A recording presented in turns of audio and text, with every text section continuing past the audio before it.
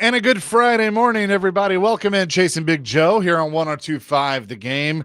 Chase McCabe with you today. Big Joe is in the air, headed to Reno as the Blue Raiders will take on the Nevada Wolfpack. So he unfortunately will not be with us today as he is traveling with the Blue Raiders. But I'm excited because I have some of our up-and-comers that you can hear on the Weekend Huddle Saturdays at 9. Of course, Dr. Crane, Nick Frazier is here on the ones and twos.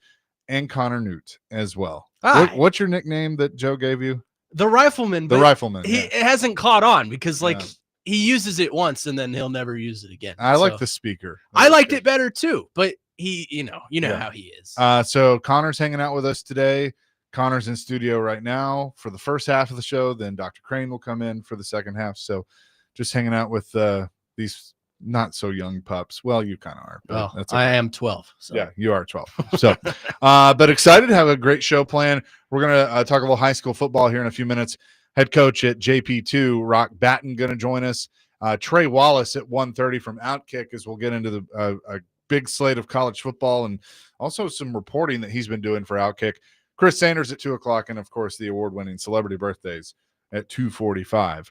But starting things off, game number 2, the Titans and the Rams, and it is the second to last opening day at Old Nissan Stadium coming up on Sunday. It's going by so fast. I don't know if it's as big of a deal for you guys that it is for me, but it's like, I don't know.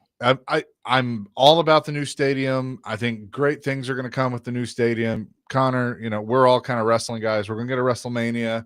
Yeah. If Saudi Arabia quits taking them all, but there's supposed Vegas. To be a big announcement about that. Yeah. But it's weird. It's like, because I think for me, my dad took me there. Mm-hmm. My grandfather took me there. They're both gone. So it's like, there's some of those memories, but I have those too. Yeah. Everybody does. I'm not trying to say that make it about me. Well, I don't. Here's the thing. This is gonna make you feel so old. I don't remember it being called Adelphia. Yeah. First thing I remember. I do feel old. Thanks. First one I remember was LP Field. Yeah. So you missed the Coliseum. Yes, I wasn't around for Coliseum. But like the first time I was in there was Dad took me when they beat Jacksonville to go to the Super Bowl. And it literally was, everybody was like, hey, we're going to go to the stadium. And Floyd and Jeff Fisher have both told me the story of like, they're on the plane coming back going, hey, we got to go to the stadium. Yeah. So like we were there, we were watching Tampa Bay and the Rams that they had on the TVs in the concourse and waiting for the team to get there. And then they come, that you see the buses pulling in to the stadium, which was so cool. They had it on the Jumbotron and they get out and stuff. So I think I was 3. So this was 2007. They were playing the Steelers and it was maybe the coldest day of my life. It was like 12 degrees outside and the Steelers were really good. They whooped up on the Titans. Yeah. But I just remember seeing the field. This was like, I think Chris Johnson was on this team and it was 2000 maybe before. No, 2008 was his rookie year. Yeah. So 2007, no, not yet. No. Lindell White. Yeah. That's right. He would have been there. And Vince was a quarterback, I think. Yeah. The first football game I saw there was actually Tennessee Vanderbilt. They played in 2000. My grandfather took me. And then 2001, I finally went to a Titans game with my dad, and that was Titans Jags. So yeah, a little history there. Dr. Crane, how are you? Good morning. Doing well. I think looking at the whole is like LP Field, Adelphia Coliseum, Nissan Stadium, however you look at it. I just remember the game. It was 2008, 2009 when they took on the Ravens. I think it was in the divisional round, and it was super cold. And Kerry Collins was carrying the team down the field, and they ended up losing. I just remember that as a core memory for me. My hands were just frostbit. It was bad. Yeah. Oh, there's been some cold times there. The Music City Bowl, like what have you. So the roof will be nice. Yeah. Well, I was at the divisional game, or no, it was a win and in game against Jacksonville a couple years ago when Mariota put the stiff arm on the Jags defender. That was, I said the Steelers game was cold. That was the coldest game ever. Yeah. Because it was -6 degrees, I think. The Sunday night game, Vrabel's first year with Mariota was hurt. They were playing Indy. Yeah. Mariota was hurt, and it was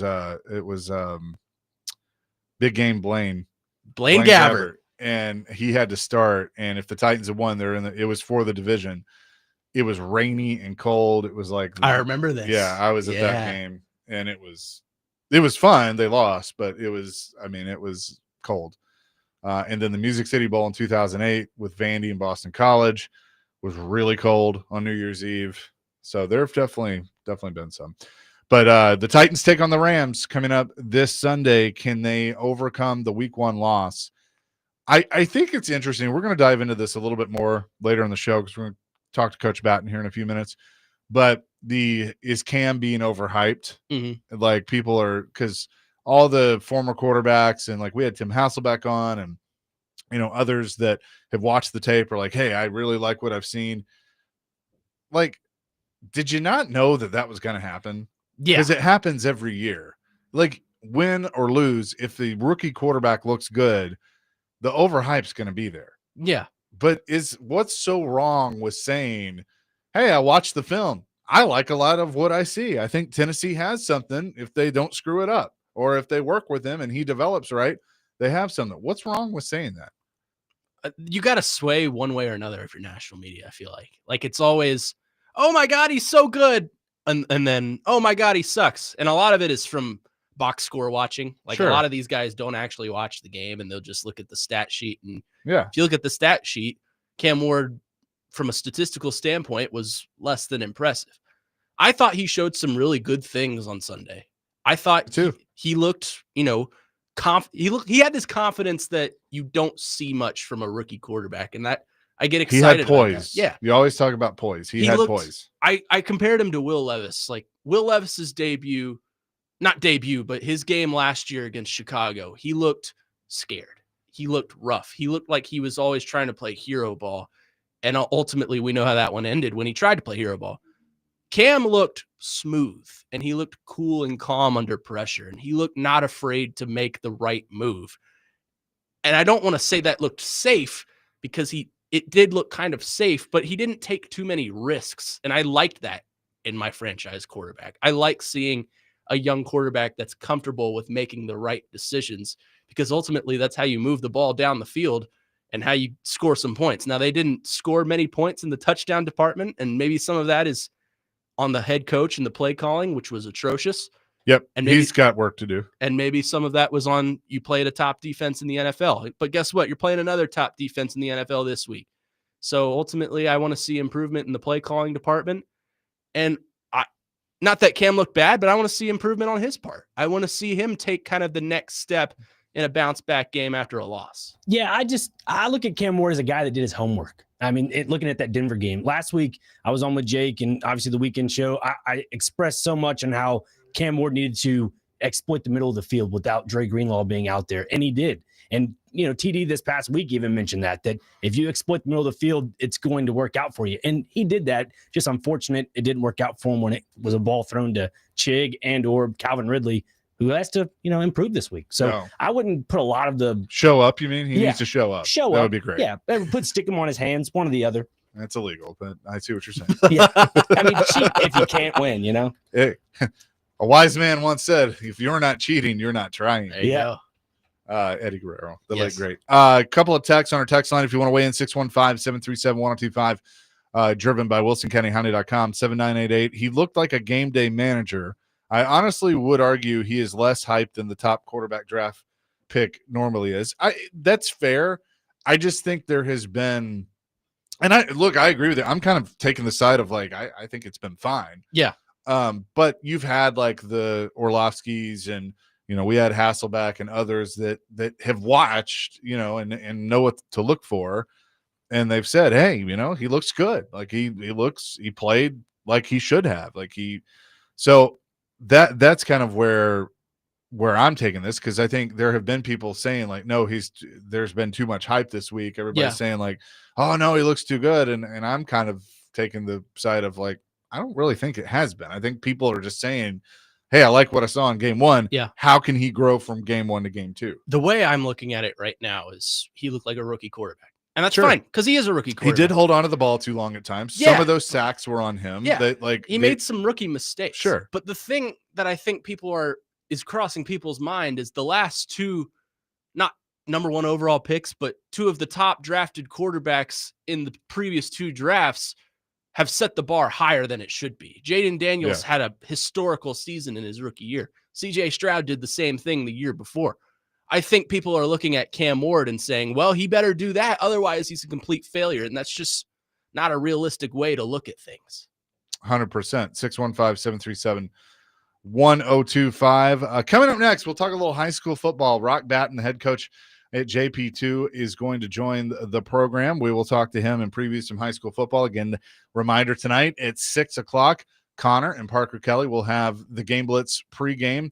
We'll then have our Metro Schools Game of the Week coverage beginning at 6:30 as Oakland hosts Pearl Cone. Oh, yeah. And I will be on the call for that alongside Coach Bubba Spears. Dr. Crane will be on the sidelines as well. I think that's going to be a fun game. I can't wait for that one. 3-0 team against an 0-3 team, but the 0-3 does not tell the whole story about Pearl Cone because of who they have played. So we'll talk some high school ball and much more coming up next here on Chasing Big Joe 102.5 The Game.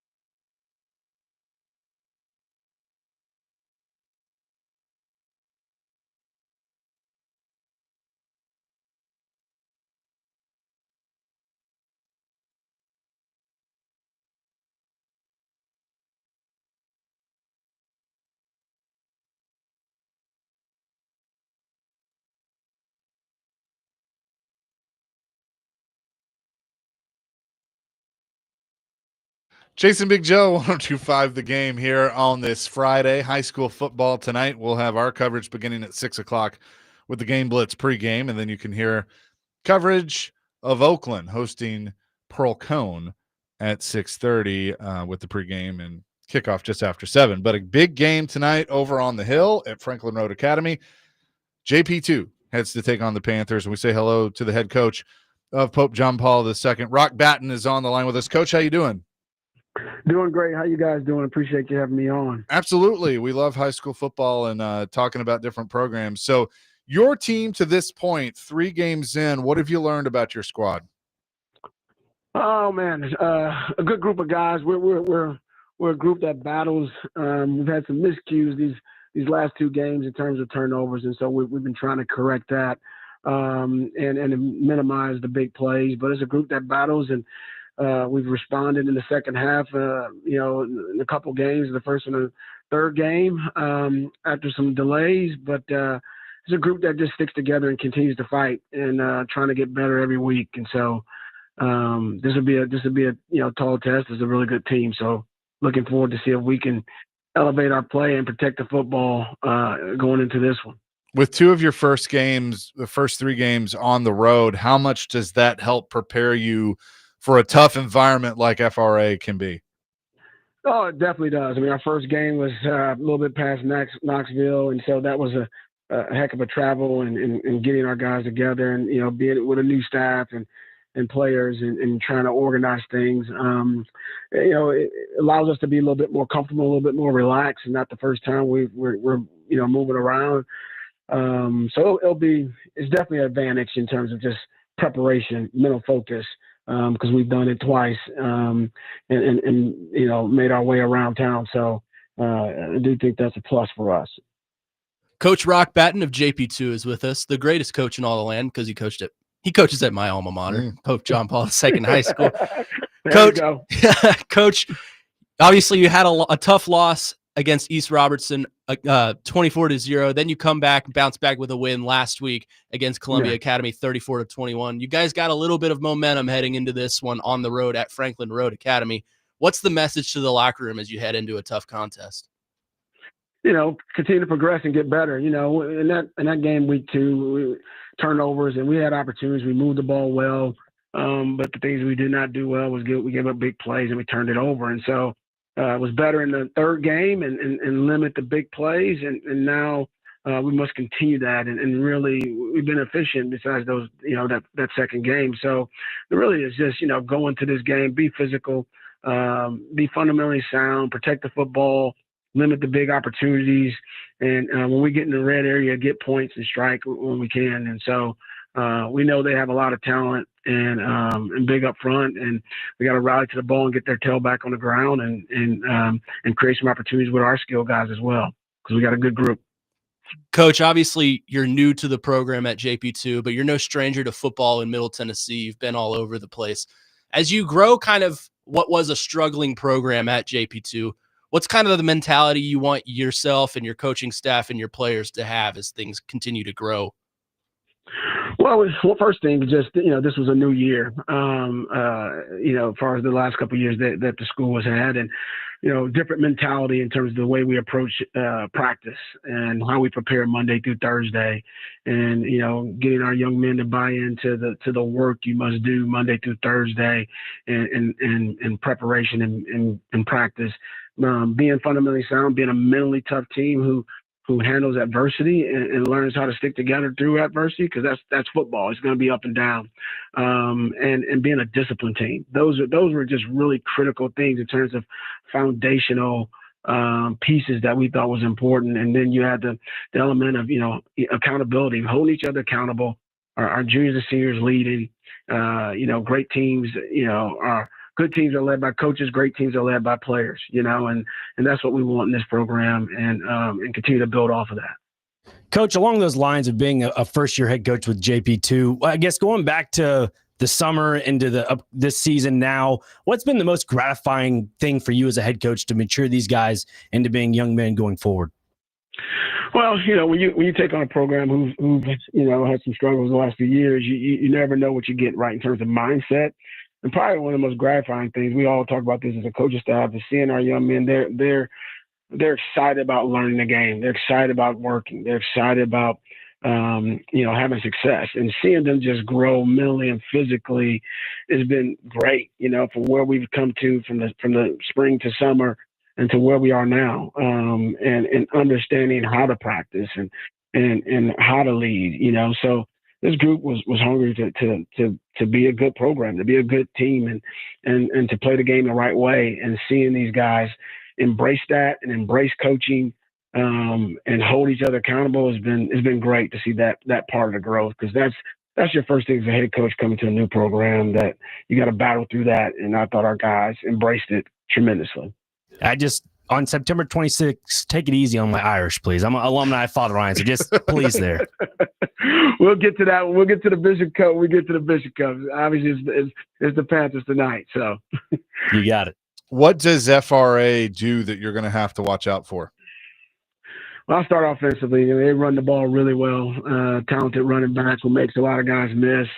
He's a force. I mean, with the ball's in his hands, he can score at any point. And then on the perimeter, they do a good job spreading the ball out. Obviously, they're big play guys as a junior Amari, who can just score from anywhere. But that's offensive. They just do some really good things. And I've known Coach Geisler for a long time. He's really creative at what he does. And so that's, those are probably some of the keys. And then defensively, they're a physical group, and they fly around, really good linebackers and interior, and put pressure on the quarterback.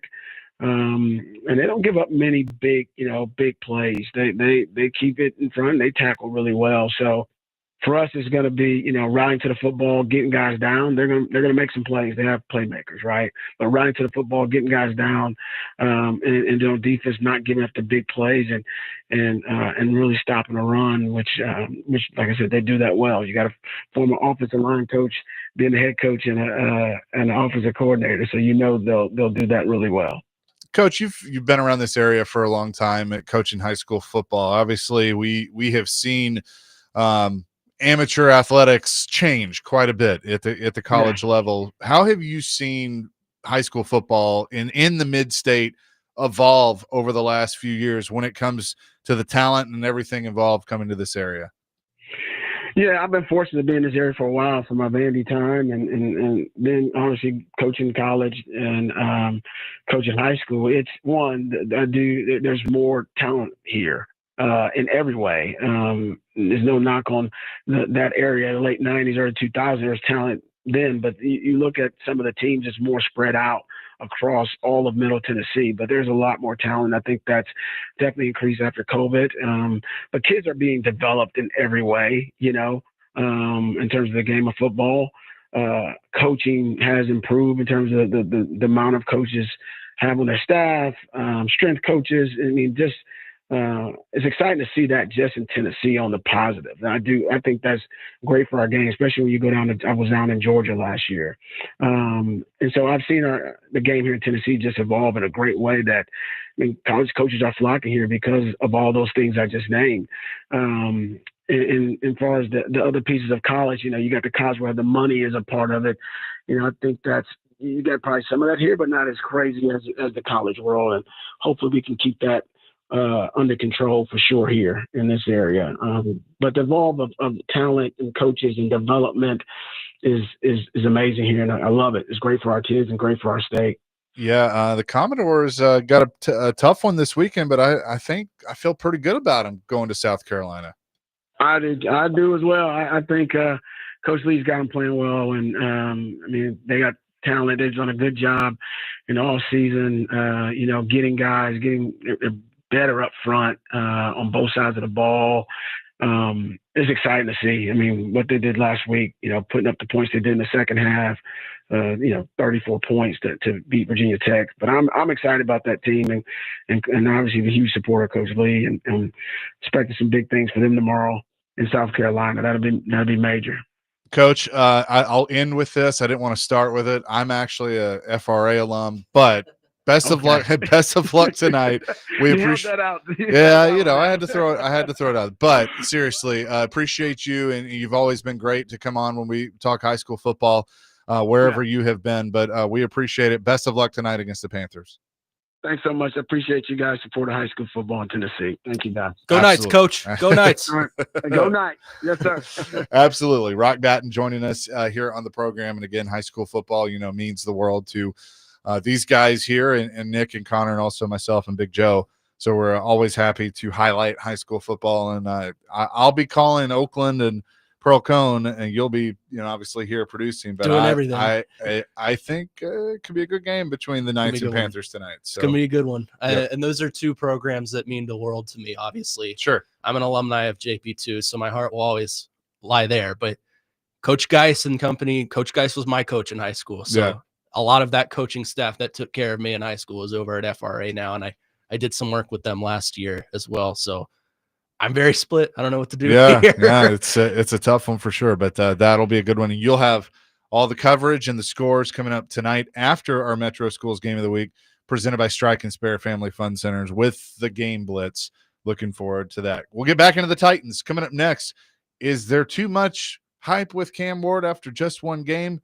And what do you want to see from game 1 to game number 2? We'll discuss that. Chasing Big Joe, Connor, and Nick in today, 102.5 The Game.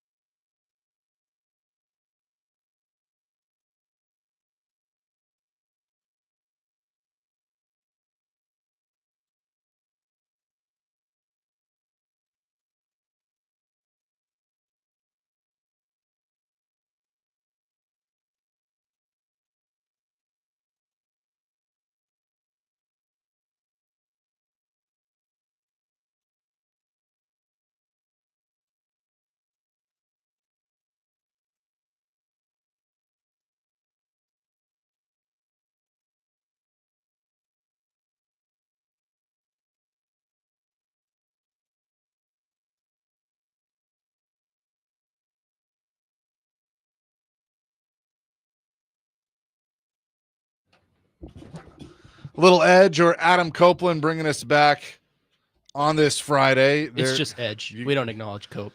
You got some wrestling nuts here, so just be prepared today.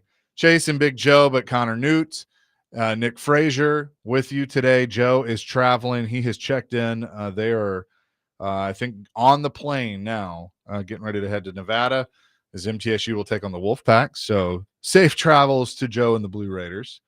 But talking and appreciate Rock Batten for joining us, talking about Titans and the hype with Cam Ward. Game 1 to game 2. You always hear coaches talk about, I want to see him grow from year 1 to year 2, but it's game to game as well. You look at the things that Cam needs to improve upon from the game against the Broncos. There were times, especially at the end of the game, he held onto the ball too long. Those sacks were on him. That you have an offensive line that's deficient. J.C. Latham is a problem. Like it looks like he's going to be without him. So you now have to adjust. You may not have time to get to that third, fourth read, and he also is going to have to learn that sometimes you're going to eat the sack. You're going to have to do that, or you're going to have to try and roll out and get rid of the ball best you can. But I was watching him some, and you could see him like trying to look through 1, 2, 3, 4. Well, by that time, the pass rush was already on him. So I want to see, in this defense is just as good. So I want to see that thought process speed up for him a little bit. Yeah, and you mentioned a problem. I mean, J.C. Latham looks like he's going to be out. That's probably your main blocker against Jared Verse, who's the star edge over at L.A., he played at Florida State. Is a future All-Pro. He's that damn good. That's going to be a problem because now you got to work a little bit quicker. You don't have time to, do, like you said, your 1, 2, 3. Okay, there's my fourth read. He's open. The other thing here is, even if your first read is open, your first read didn't look too good last week, and that was Calvin Ridley. Yeah, because he couldn't catch the ball. Yeah. So if he doesn't catch the ball, what other options do you have? Do you have Alec Iomanner across the middle who caught some balls, probably caught a big one that should have been challenged but wasn't because we don't know the rules. You have some other guy. So you have some, Van Jefferson's got to do something. Tyler Lockett's got to do something because they're veteran guys and they're there for a reason. And the reason is make your rookie quarterback comfortable with receivers. They got to do something. And if they don't do something, then Cam Ward's going to have kind of a similar game than he had last week. Maybe he makes one more crucial mistake that ends up in an interception or a strip sack or something like that that causes a turnover. But I don't put all of this on Cam Ward. The sacks were his fault. But other than that, I thought Cam Ward had a great day. I think he's fine. I think he knows what he's doing. It's a matter of can the pieces around him do what they need to do to make him look successful. Here's what we got from practice just now. Teron Davenport putting this out. Brian Callahan said J.C. Latham ruled himself out, so he will be out. Callahan also said Tavondre Sweat will be out. Johnny Hecker will be the 8th captain. He goes on to say Tavondre Sweat didn't get enough time practice-wise to get going and come back per Callahan. So that's a Callahan problem to me. So no T-Sweat. That's a Callahan problem to me. Now, I understand if Tavondre Sweat's injured, but don't do this, you have a boo-boo, you can't practice thing. Yeah. Hold your guys accountable. He also said Oli Udoh isn't for sure the guy that will replace Latham at right tackle this week. Oh, boy. Corey Levin. Hopefully it is Corey Levin, but Can Levin play tackle? He's that utility offensive lineman because they put him at center. They've put him at guard. I don't think he would play tackle, but if he is that option, oh boy, is why I say that. Yeah. Because Oli Udoh and Corey Levin are your two guys to choose from. Well, you could throw. I think you could throw Jackson Slater in that conversation too. Yeah, he's a rookie, but he's versatile enough to play that position. I think. I'm going to ask maybe a dumb question, but Skoronski played tackle in college. Could you not move him over and put Levin at guard? You probably could. Some critical thinking there, guys. I think it comes down to Bill Callahan and the comfortability of moving players around. He hasn't played tackle in the right. If DEFCON 5, if that's the case, put him at right tackle or move Dan Moore Jr. to right tackle and put Skoronski at left tackle if that's the case. But Brandon Crenshaw Dixon Yeah, I think that might be a guy to look at. He's on the roster. Yeah, that might be a guy to look at, though, because Brian Callahan did mention in one of the press conferences previously that they had to hold on to guys that they think they can mold. And he made the cuts. They think this is a guy that can mold into being a good, productive offensive lineman. So maybe that is a possible option. Blake Hance. The problem is you're naming all these guys that are on the roster, and good on them for being on the roster.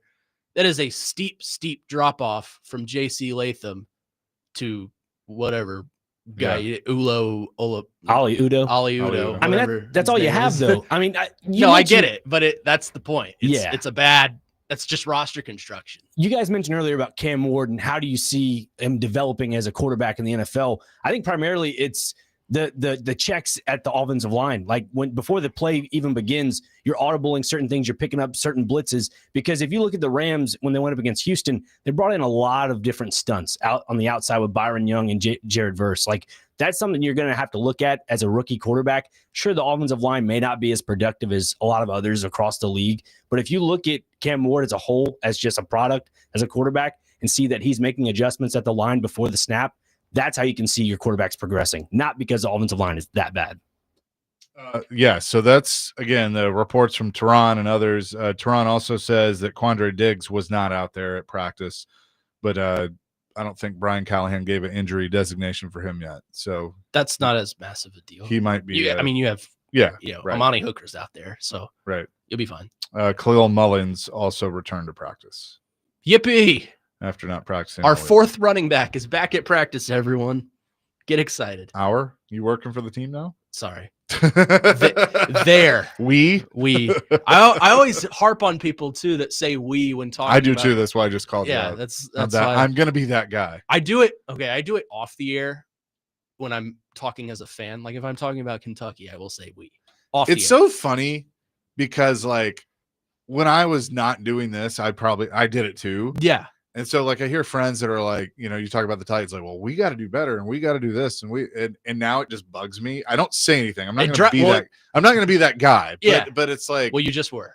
I was to you, but you're different. You're in this now. Like, they're not in this. I get very upset when people on the air. The only thing that I would say we for would be MTSU, because I went there. Yeah. And FRA. Yep. And I guess I could hypothetically, technically say it with the Predators because I am. Like I'm on the broadcast, I am a team employee, but I don't. Yeah.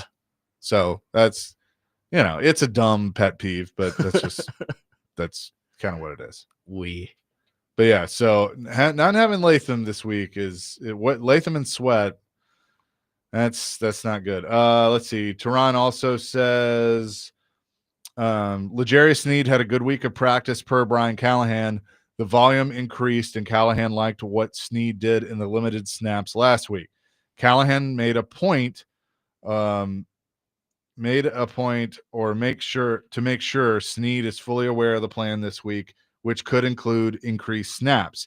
He likened it to Micah Parsons in week 1 after not practicing in camp and having an increased workload in week 2.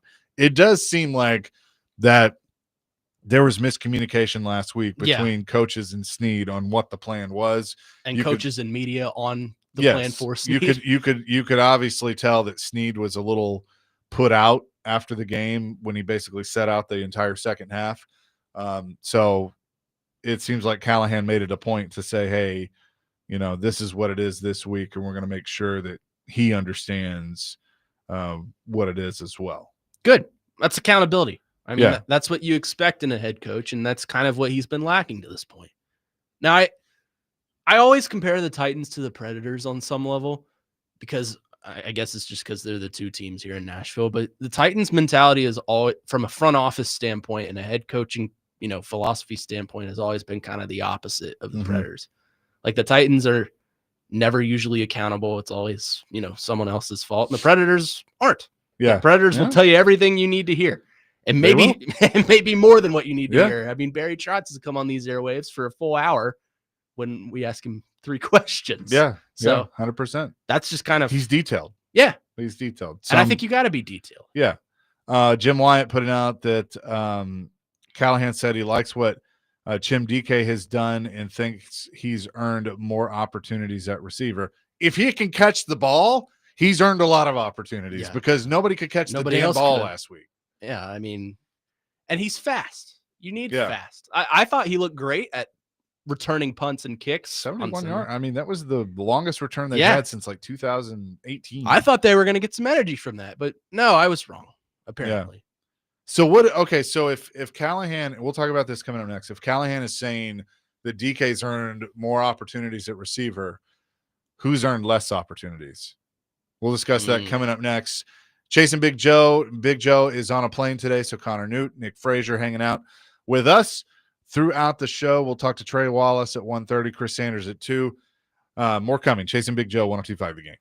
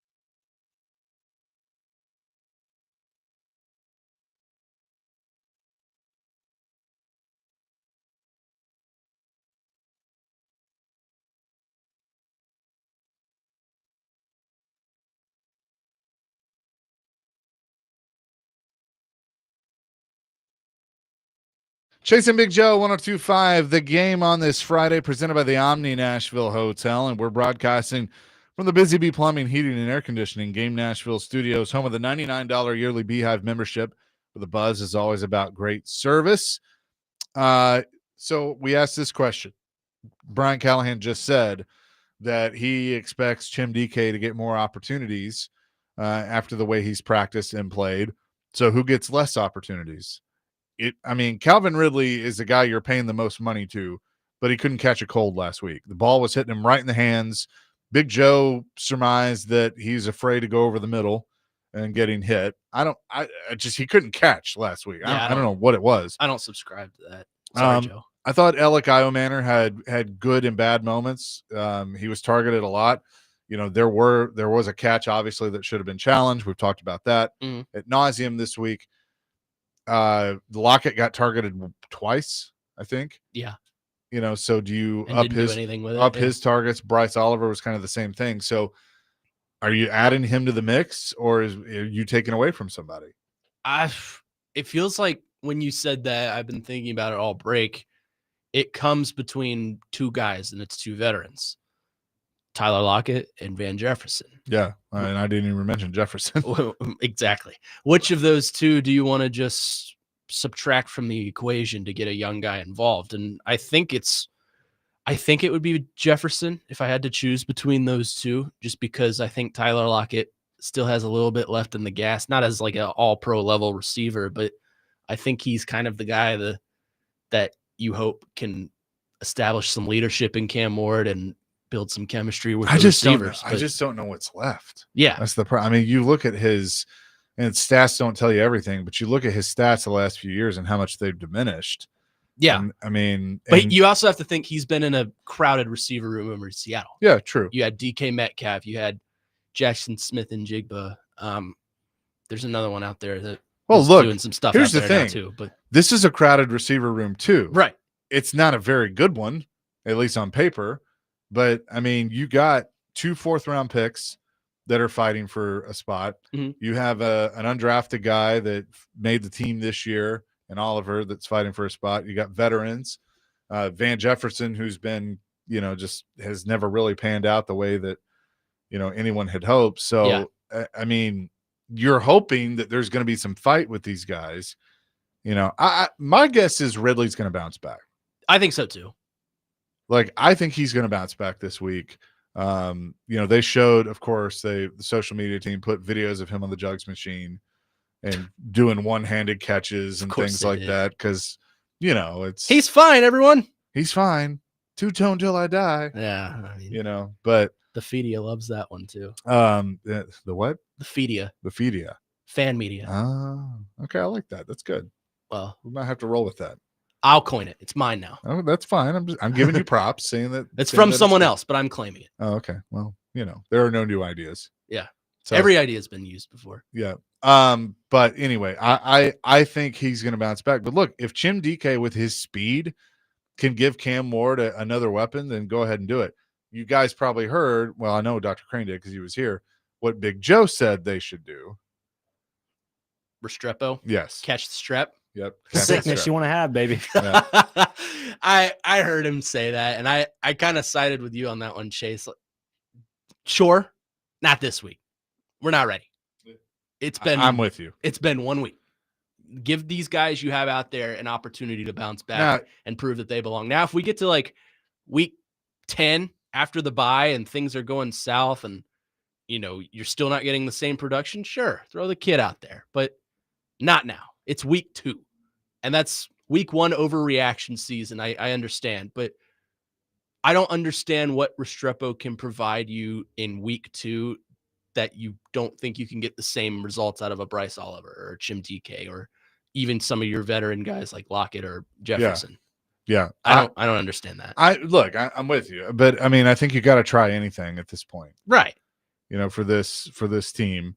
I think you're going to see Pollard probably.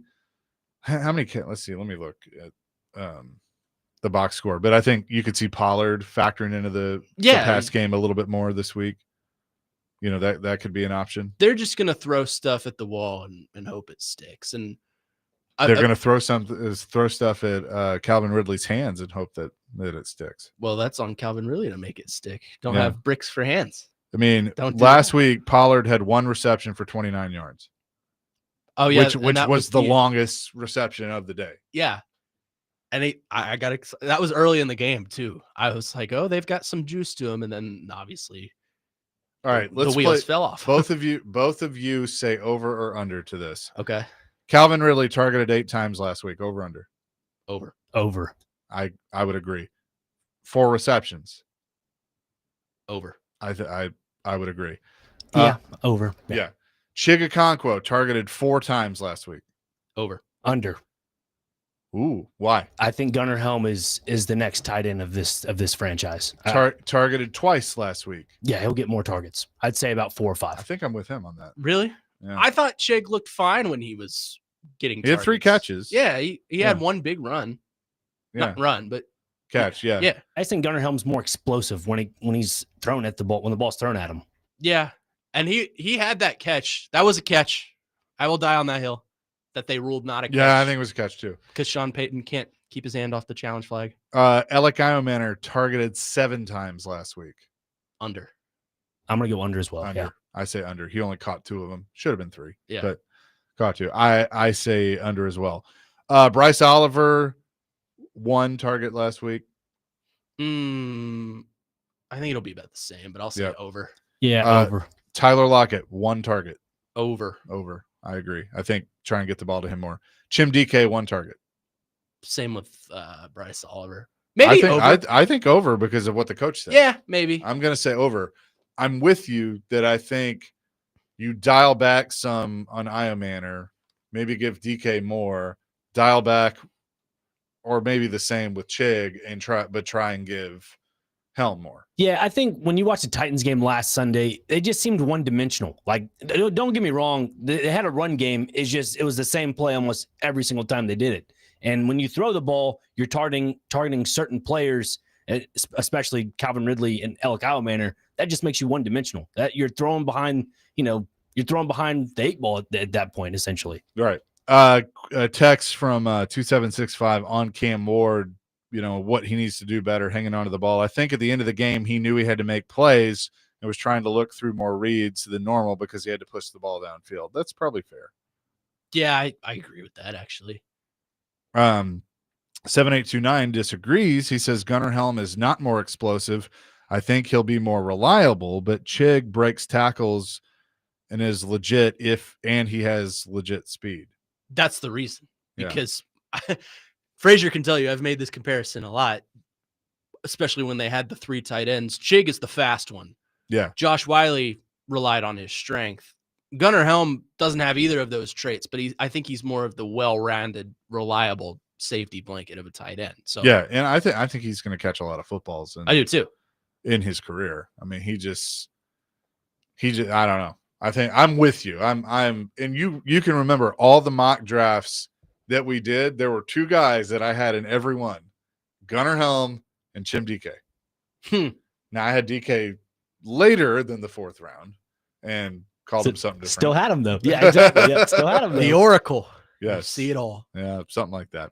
615-737-1025 is our phone and text line, driven by WilsonCountyHonda.com. I am fired up for college football tomorrow. Yes. Because there are 2 games in our area that I think could steal the weekend. We will discuss that coming up next in hour number 2. Chasing Big Joe with Connor and Nick today, 102.5 The Game.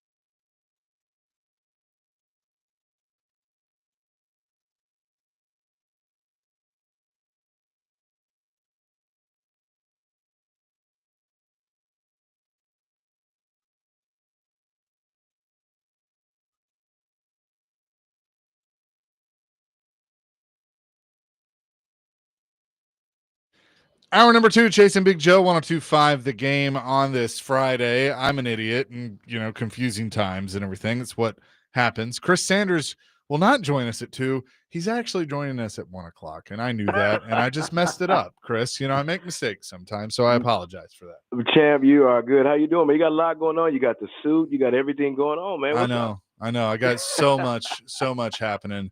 But Big Joe's on a plane headed to Nevada with MTSU. So Okay. the Blue Raiders will take on the Wolfpack. So I had to be the one to once again select your song. So without further ado, here you go. Here we go.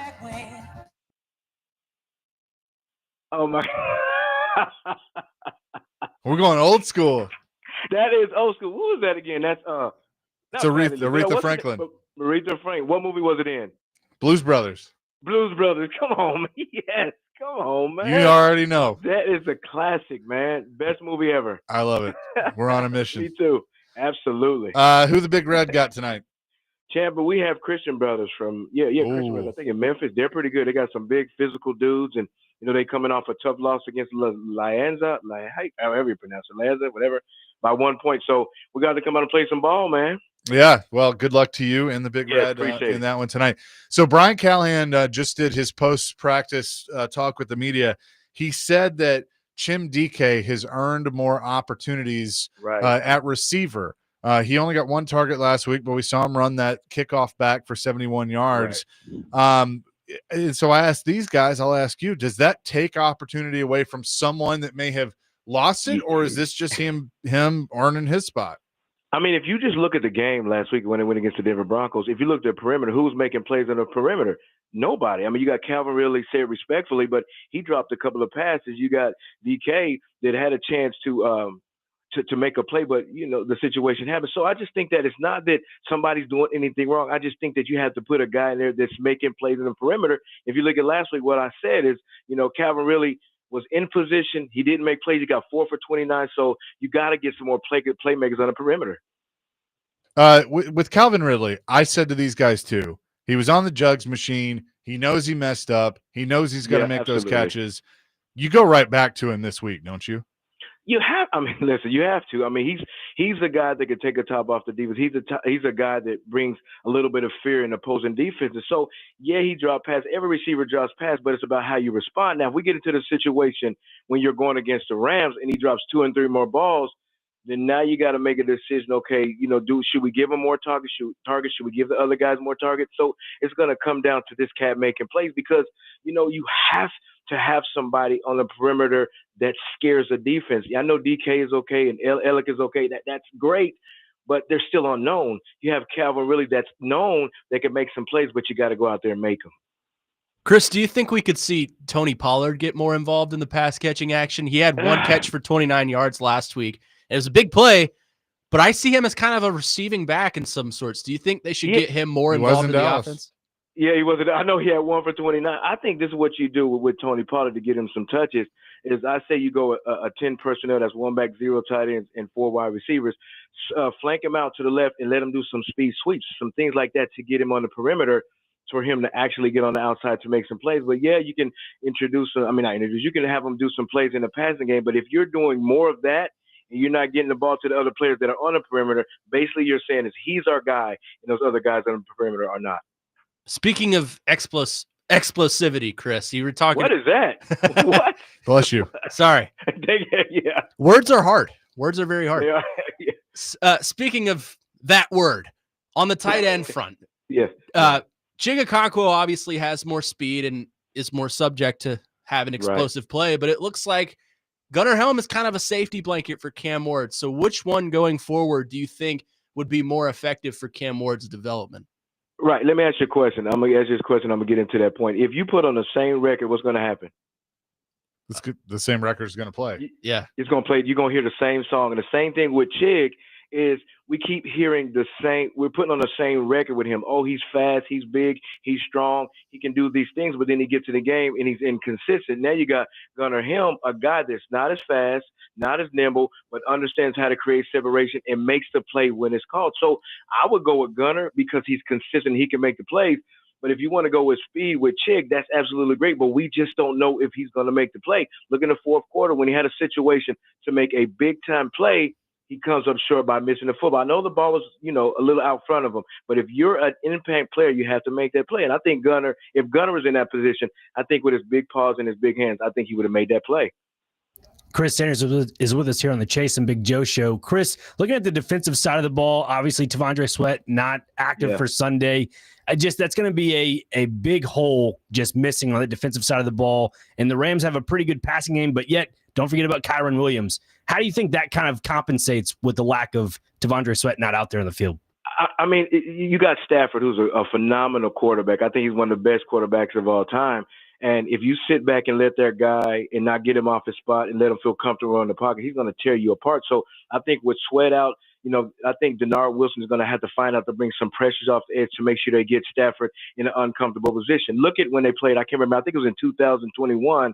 Look at how uncomfortable Stafford was. Look at how uncomfortable he was going through his reads, and he threw a pick six to Byard. You got to figure out the same situation. You got to take that same game plan that you had in 2021 where he was looking confused and bottle up and put it in this game. Because if you let Stafford go back there and make plays, you got Puka that's on the perimeter, you got Devontae Adams, you got a good passing game. If he sits back there on the spot, going through his reach, he's going to pick your pot. So I think with Denard Wilson, he's got to figure out a way to create some pressure to get that guy off his spot. Sticking on the defensive side of the ball, you look at L'Jarius Sneed, who was kind of on a pitch count last week. Going into this week with like we talked about already, this high-octane offense with the Rams. How do you think the Rams are approaching the, defensive secondary for the Titans? Oh, they're going to go after it. I know that the secondary played pretty good last week. I mean, McCurry had an interception, Woods had an interception. But if I'm an offensive coordinator, I'm going after Sneed. The reason why I'm going after Sneed is, yes, a couple of years ago he did okay, but he's the guy that hasn't really played a lot of football. We don't know his stamina. We don't know his speed. So as an offensive coordinator or McVay that's calling the plays, I'm going after him because you got Devontae Adams that's a bigger body. You got Puka that creates separation. I'm going after him because I don't think that right now that Sneed is in game time shape. And if that's a situation, I'm going after Sneed all day long. That's just the mentality that I have. Chris Sanders is with us. We had a texter in Nevada, Josh, bringing up that I wish Ward would stop running so far back. We did kind of see him back up in the pocket quite a bit last week because he was trying to get away from the pass rush. Right, is that something that just comes as the game slows down for him? Yeah, it does, but you can't do what you do in college. In college, you can kind of get away with that. You can kind of, backpedal and kind of freelance a little bit. But you got to remember, when you're in the league, people are faster. You got Zach from the Denver Broncos that was consistently in his face.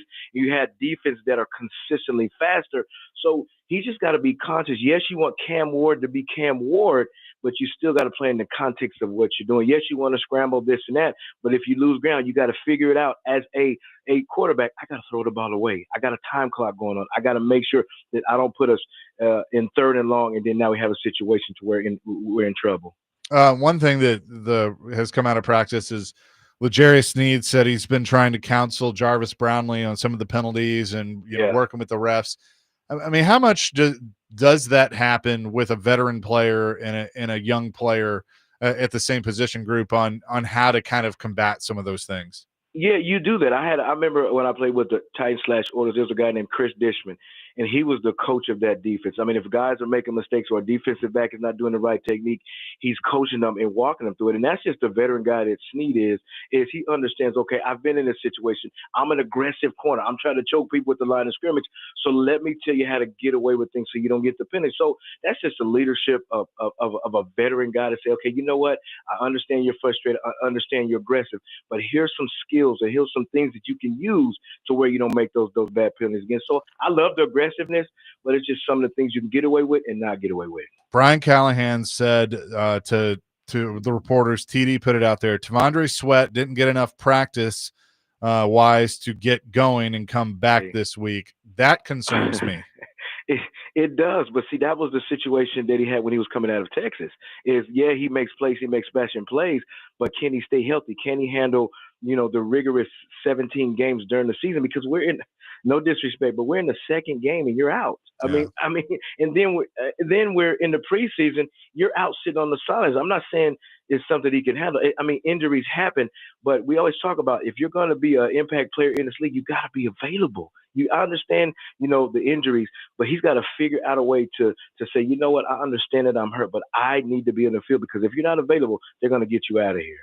Chris, appreciate it as always. We're looking forward to Sunday down at JBJ's. Yes, You, Big Joe, and D Mace. I can't wait, man. Should be a lot of fun. Good luck tonight in high school football with the Big Red. Hey, appreciate it. You still got to wear that jersey from FRA. Y'all got away with one. Yeah. Well, it's what happens, man. It's what happens. Well, man, y'all have a good one. Love y'all, brothers. You too. Appreciate it, Chris. Chris Sanders joining us here on the program. Now, when we come back, we'll get into some college football, leading into Trey Wallace at the bottom of the hour. It's Jason Big Joe with Connor and Nick today here on 102.5 The Game.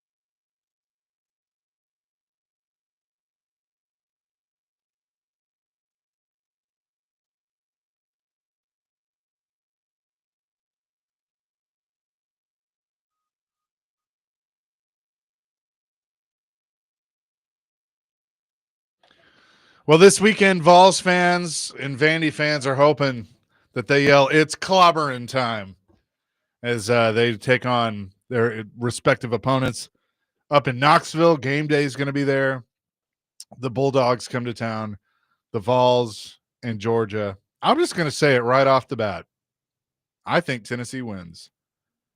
I think that Josh Heupel finally gets his first win over Georgia. Maybe this is some big blue homerism coming at you. Probably. I think we're overestimating Tennessee here. You think you're saying that they're I think overhyped? yes. Overhyped? Good one. I think, granted, we are in Vol country, and you're on Vol Twitter every day. Maybe not by choice, but I think we are overhyping the Volunteers. They haven't been tested yet, and neither has Georgia. I understand, but Georgia comes with a lot more talent and a lot more experience than Tennessee does, and I think they have a quarterback that they've had in that system for a while, and I think they're just better. Paper to paper, if we're comparing the two rosters, I think Georgia is just better. And I understand you have factors that go into this, like it's in Neyland, and you're going to have a home orange crowd cheering on the Vols. This isn't something Georgia's unfamiliar with. The line's only 3.5, though. Yeah, I mean, I just don't. I have a gut feeling, and Frazier and I talk about gut feelings all the time. Gut feeling means either you feel something's going to happen or you're hungry, and maybe I'm hungry. Or there's a bowel movement. Or a bowel movement. If you have IBS. That cow I had last night, had that right before the milking started, so that was good. So did you smell it the whole time? It almost landed on me. Then I almost we haven't even talked about that. Then I almost got my face kicked off, so that was great. Oh, don't touch it there. Yeah, I mean, I had to. It's ticklish. Yeah, I guess. It's a touchy family show. It's a touchy subject. Yeah, something like that. Anyway, continue. No, I just think that this is an unfamiliar territory for Georgia. Georgia's gone in. I mean, they went into Alabama last year and got their brakes blown off, but they've done it before where they've gone into LSU or Clemson or somewhere like that, and they've walked out with a win unscathed. I just don't think this is unfamiliar territory for them. And I think if you compare the defenses, the defense of Georgia is going to have a lot easier of a time getting to the quarterback for Tennessee than Tennessee is going to have getting to Georgia's quarterback. Fair. Oh, sorry. Go ahead. I just, if you compare apples to apples, and this is all on paper, obviously Tennessee could very well go out tomorrow and get a win. But if you're comparing it right now, I think Georgia has the better team, and I think Georgia is going to come away with the win. Yeah, I look at this Georgia team as probably one of the more vulnerable Georgia teams as of, the last couple of seasons. Agreed. And I think Connor makes a great point about that because this is a Georgia team that probably will take care of business. I'm on the side that Georgia – I just think this whole entire year, Kirby Smart – I know it's early on in the season, but Kirby Smart I don't think cares about what Lane Kiffin cares about with the spreads and all that. I think he's just solely going out there to get the win. It's solely It's solely just out there to get the win, make sure your guys stay healthy, and just play the maintenance game the rest of the way out. Because those big games like Tennessee, Alabama, LSU's, all those, you want to make sure you have all your A-plus players out there. And I think going up against Austin Peay, I know you guys had on Mike Griffith yesterday, and he mentioned, Austin Peay is within one score. They're just one little play. And I think that's primarily because of Kirby Smart kind of rotating some guys out there just to keep them healthy. I also think it's fair to ask the question, is Austin Peay that good that they hung with Georgia and only lost 28-6, or was Georgia looking ahead to Tennessee? And I think both. I think both are true. I think Austin Peay's really good. I think that Georgia probably was looking ahead a little bit. And so because of that, that's where it might scare me, because Kirby's going to go, like, you guys were looking ahead. I expect you to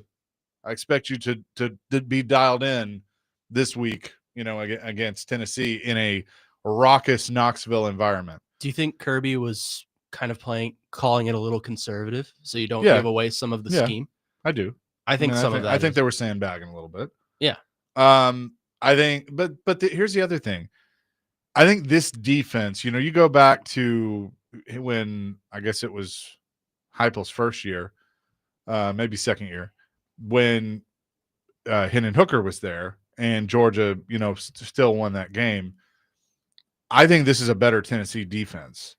Now, I think I'd agree with that. Hendon Hooker's a better quarterback than Joey Aguilar, but what I have seen in 2 games from Joey Aguilar is he can run the offense the way Josh Heupel wants his quarterback to run the offense. Nico could not. I didn't have to say it for a while, so I forgot how to say it. Nico did not. And so I think that gives Tennessee, if they can run the offense the way Heupel wants to run the offense, I think Georgia is going to have their hands full. I'm not saying that they can't beat that, but I think that Kirby knows how difficult that offense is. Nick Saban has talked about it, and I bet he talks about it again tomorrow, about how difficult it is to defend because it's so up-tempo. And you can't sub defensive guys because they're not subbing out on offense because they're just keeping it going and going and going. And that gives the advantage if you can keep that tempo up. So Kirby knows that, but I do wonder how that can wear down the Georgia defense. Well, on your point on the Tennessee defense, it's worth noting that as of the injury report that came out last night, Tennessee is going to be without 3 defensive starters. And that's Jermod McCoy, Ricky Gibson, and Devin Hobbs. Yeah. Those are 3 defensive starters, and 2 of them are defensive backs. So your secondary is going to be, and Kirby's going to hanging on by a thread. I mean, and Kirby's a good enough coach to figure that out. And I think Georgia has the receivers, and I like their quarterback and Gunnar Stockton. I think this is the game. He looks 40. Yeah. By the way. He does. In the face. He looks 40. I think this is the game where we kind of figure out, okay, what is Joey Aguilar in a big game? And does he rise to the occasion, or does he kind of just look like another guy? He's looked great so far, in my opinion. Granted, you have played ETSU, who's probably one of the worst programs in all of the country. Maybe they're a good FCS program. I'm not too familiar with them.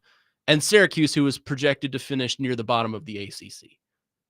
Georgia hasn't played anyone either, but I think we're kind of overhyping the volume of play from Joey Aguilar from what we've seen so far. We haven't seen him against real competition. And that's fair. That is a fair thing to say. That's just my take. Yeah, no, I don't think you're wrong. That's why I'm trying to preface it by saying, like, what I've seen in 2 games, I know the sample size is small, and Kirby's going to try and slow that offense down. But if they can keep that tempo up, then they're going to be in this game. They're going to feed off the crowd, which people that dismiss that doesn't have anything to do with anything. Oh, that is a thing. It's a thing, especially it's called in Stadium college. Pulse. Yep. There you go, Coach Newt. Go. That's they need to feed off that in Knoxville. But I'm curious. I'm very curious of how this game is going to go. Quickly before we get to Trey Wallace, I went on a station in Columbia, South Carolina earlier this week. I think that's going to be a good game too. I got a feeling. I think Vandy goes in there and wins. I do too. I got a feeling. Which would be a huge win for Clark Lee in that program. South Carolina has not looked to the level of play that they've been projected to. They have not. Lenore Sellers, he's a good quarterback. The problem is if you take away his weapons, all he can do is run, and all you got to do is contain the quarterback. So that offense has not looked the way that they're supposed to look. So I could totally see a Vanderbilt sneak attack game and then come out with the win. Yeah. We will talk to Trey Wallace from Outkick coming up next here on Chasing Big Joe with Connor and Nick in today on 102.5 The Game.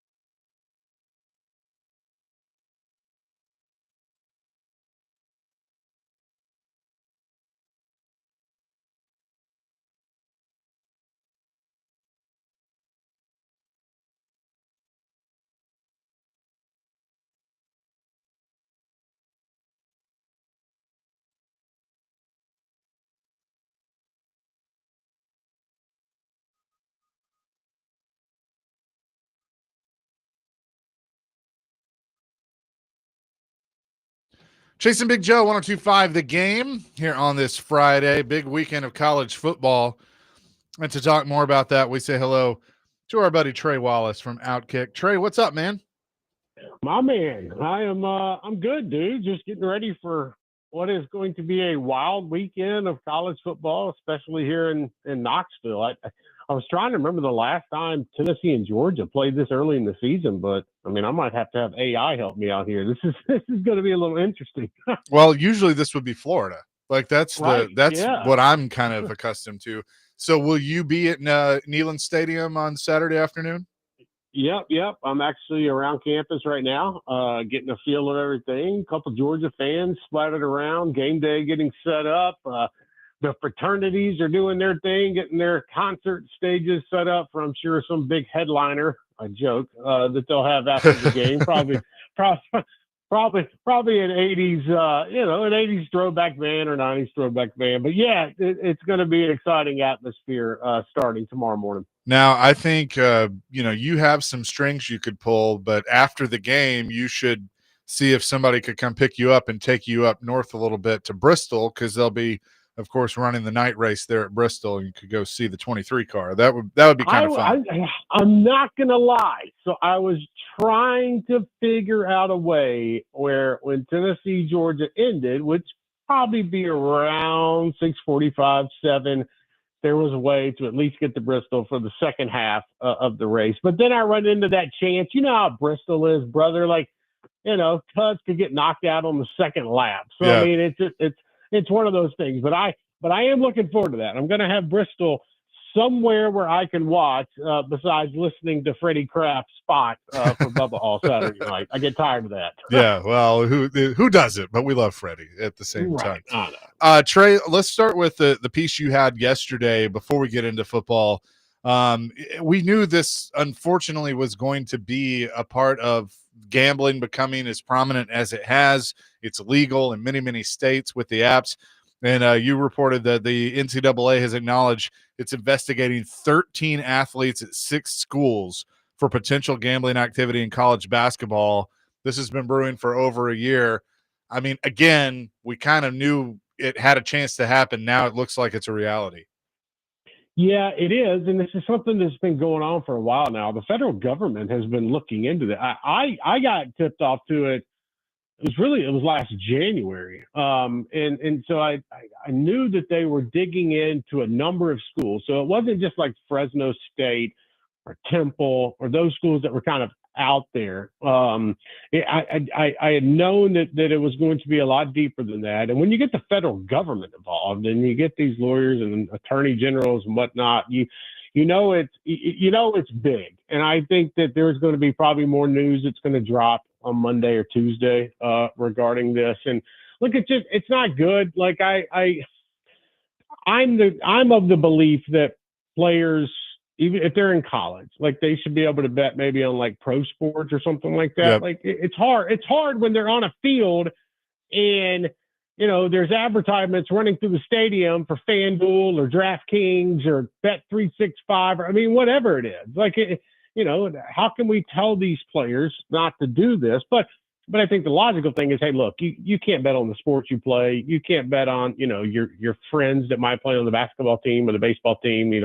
so make it a professional thing. But I do think this is going to have a ripple effect in college basketball. I think that once everything comes out, and the only reason that the NCAA came out yesterday with that statement and that release is because myself, along with a few other reporters, have been digging so hard. It was like, okay, the NCAA wasn't going to be able to keep these schools' names out of the overall press that comes from it. So they just said, okay, all right, we'll release them all. We'll say the players. But I do think that there's going to be further ramifications down the road, not towards the schools itself, but I think you're going to see some more players involved in this. Trey, do you ever think it could get to the point to where, obviously, say if you're a college athlete, you have to disclose that you are playing football for XYZ university. And like you mentioned earlier, maybe they were to be able to bet on professional sports. Do you think there's a way they'd be able to disclose that to the, entity that they're betting with, that they can say, hey, you can bet on this, but not that? You would have to set up, there would have to be a separate program that's set up for athletes to be able to gamble. And I'm not going to act like an IT expert, but that is a conversation that I've had with athletic directors and administrators around the country, is that, look, right now you got student athletes that are using their buddies or using family members to set up an account or something like that. And they're either Venmoing or Zelling or PayPaling, whatever, that money, and then they can bet on games. And, or the other thing that athletic director said, it's like, okay, well, you got a roommate, you're slipping $20 to him or something like that in cash. Like, we can't keep up with that. You know what I mean? So I think there will come a time where there will be some kind of software, and there's probably software that's already out there and I just don't know it, or it's ready to be introduced, that will have it where maybe they can track, because they can already track where it's coming from. They can already track the names, the email addresses and whatnot. But if we're going to allow it for athletes, there needs to be a safe way for it to do it, for them not to get caught up in some of the nonsense. And what we've seen right now in college basketball is point shaving, it's prop bets, it's you name it. So maybe one of the things is take away prop bets. Like that's a way to discourage. That's a way to maybe lighten the load a little bit when it comes to gambling with these athletes. And just making a sharp left turn into actual college football going on this weekend. Tennessee taking on Georgia. Looking from the years past when Heupel had Hendon Hooker, it seems with Joey Aguilar being in the mix, he's kind of able to open up that offensive playbook to when Hendon Hooker was there. Do you have that feel to that as well? And what's the one thing that might be holding Tennessee back from being a perennial powerhouse going forward? I think it's always, even if you look at this game this weekend, it's, I had a hard time picking Tennessee for this one, because it's more or less how I felt before Tennessee played Alabama in 2022, where it's, okay, you're going to have to go out there and prove it before I actually start predicting you to beat these teams. I think with the Georgia situation and how things line up, I'll be honest, this lines up really well for Tennessee tomorrow. And maybe Georgia comes out and they play like a team that we haven't seen over the last 2 weeks. We didn't see towards the end of last year. And Gunnar Stockton is this guy. But I found it interesting last weekend that Georgia decided to throw the ball over 33 times against Austin Peay, but only scored 28 points. And all that does is tell me that they were just trying to build the confidence of Gunnar Stockton.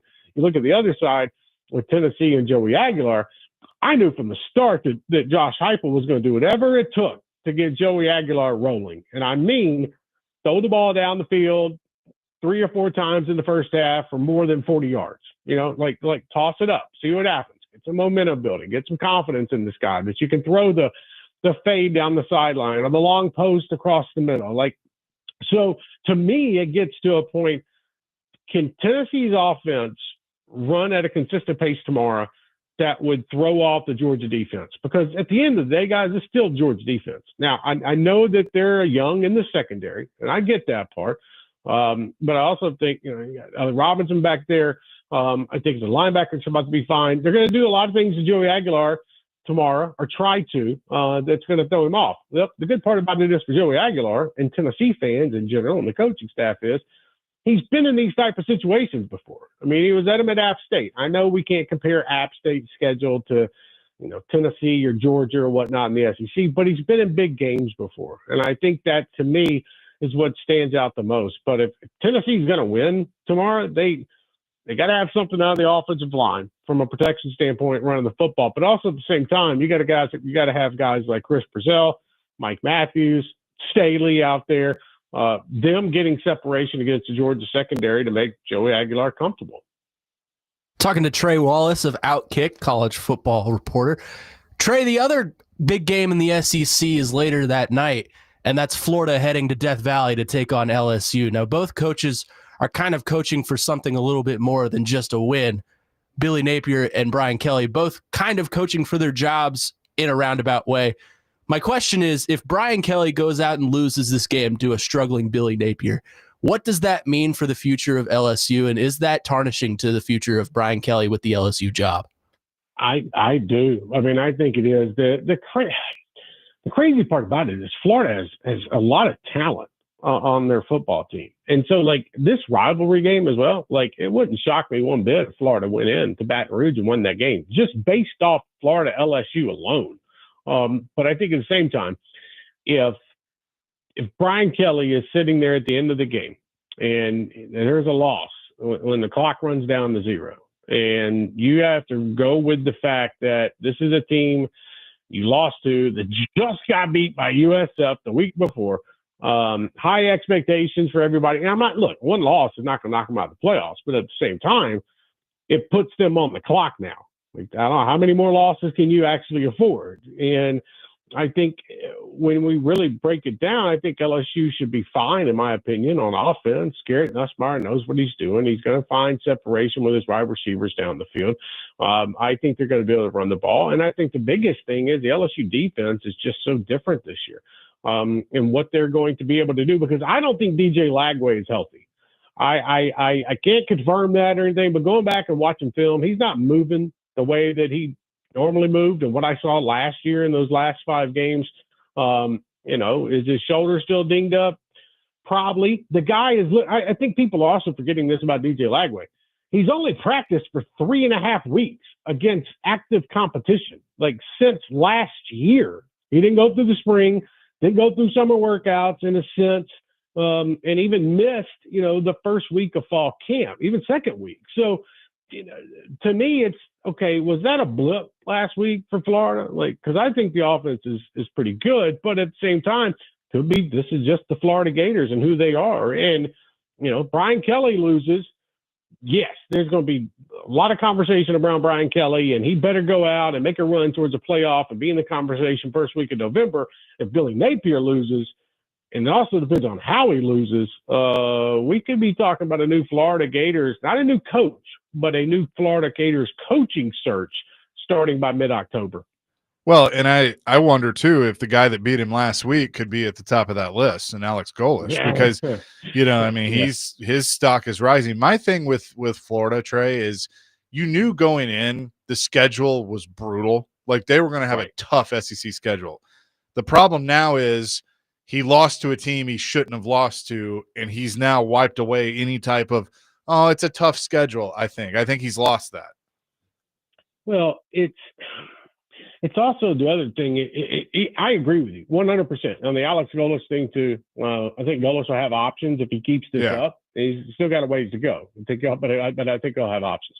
The Florida situation, totally, because you lose a game that you should have had in the win column that could take some heat if you go to LSU and lose, and then you got to play Miami. You got to play Texas A&M. You got to play Texas. Don't forget Georgia. Like, this could get out of control pretty quick. And so that's why I'm so interested to see how they bounce back this week. Because if they don't, I'm telling you, and you already know this, Chase, like, it's going to get hot in Gainesville. And I'm not talking about the weather. I'm talking about the boosters, the Bull Gator Club, the athletic department, the fans. It's going to get a lot worse. So I look at this game, and I'm not saying it's do or die for Billy, but what I am saying is if they lose this one, it just feels like the momentum will continue to see them taking L's. And if that's the case, Florida's going to be looking for a new coach next year. I'll just say this. I don't know if there's 6 wins on their schedule, but if they do get to that point and he's fired, it's going to be great seeing Steve Spurrier back on the sideline one more time, because that's exactly what I would do. Wait, so you wouldn't go with Bob Stoops coming back to college football? No, I would. Just for one game, just give me the old ball coach, get the visor out, like it'd be hilarious. Real quick, I obviously grew up as a Vanderbilt fan. I'm really enjoying what they've done to this point. Obviously, going back to last season, but I find myself whenever anybody asks me about it, I still am kind of tempering expectations. But I do feel pretty good about this weekend in that matchup against South Carolina. What say you? I'm not going to lie. I think Vanderbilt goes into Columbia and beats South Carolina. Yep. I'm not going all crazy on the Clark Lee hype train and Diego thing. I'm just looking at this Vanderbilt squad. What they were doing in the second half last week, I know it was against Virginia Tech, but guess what? South Carolina played Virginia Tech as well. I haven't seen too terribly much from the North Sellers yet this year, and that's okay. You still got time.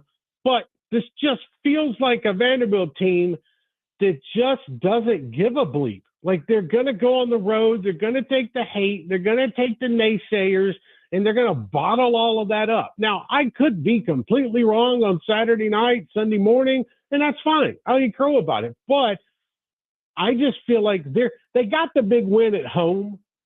So it's like, and that was last year against Alabama. Can they go do it again? Can they go on the road and beat a ranked South Carolina team that would really propel Vanderbilt for what they're trying to do this year? I'm not saying it's like a playoff run, but I am saying it's like, okay, I can see 8 wins for Vanderbilt. So what? It's going to come down to a lot of how much can Diego stay, either running around the pocket and making plays with his legs, but also finding his receivers. And at the same time, how can you prevent Lenore Sellers from going off? But just looking at it, there's a reason why that line is going down so much before Saturday. I think it started at 8 and now it's down to 3. So I'm fascinated by Saturday night. Do you think Clark Lee? I mean, I get the sense of however this goes, he wants to stay here. This is his job. This is his dream job. It's where he's from, where he played. But I mean, what kind of interest do you think there would be in him if they back up last year with another good year this year? I don't think this is the same situation as James Franklin, where you go to Vanderbilt and you turn the program around and you're gone. It kind of feels like the same way Alex Golis is with South Florida. You know what I mean? Like, it would take a really good job for Alex Golis to leave South Florida because he could be fighting for a playoff for every single year where he's at. I think Clark Lee, he's home, man. Like, he's building a program. And sure, it's going to look different with Diego not there after this season and blah, blah, blah. And that's fine. But you know what? That's why you go out and recruit and you turn a program around. I just don't see him leaving. Like, it would have to be a monster opportunity for him to leave, like a monster. I don't see him going to Florida or anything along those lines. I don't think he fits at Florida. Yeah, and that's not a shot at Clark. That's just reality. Like, I think there are certain schools that he would fit at, and what he's doing right now with Vanderbilt, I cannot applaud him enough. In the Commodores, I love it. I love the excitement in the fan base. I'm going to enjoy seeing, on television, maybe 3,000 Vanderbilt fans in the visiting section in Columbia this weekend. Like, what I'm getting at is he's doing it the right way. He's got the fan base engaged. He's got folks excited. You sold out an opening game of gear against an FCS opponent. Like, keep this up. And I don't think he's leaving Nashville anytime soon. I tend to agree with you on that. Trey, great stuff as always. Appreciate it. Enjoy Knoxville this weekend, and we'll cheer on the 23 at Bristol as well. I so appreciate it. Just get in the playoffs. I don't care if he wins or not. Just make sure he's in the playoffs by mid-race. Let's get on to the next round. But you guys have a wonderful weekend. Enjoy NASCAR and college football. Absolutely. Trey Wallace joining us from Outkick here on the Chase and Big Joe Show. We'll react to some of that. Wrap up hour number 2. Coming up next, Chase, Nick, and Connor here on this Friday, 102.5 The Game.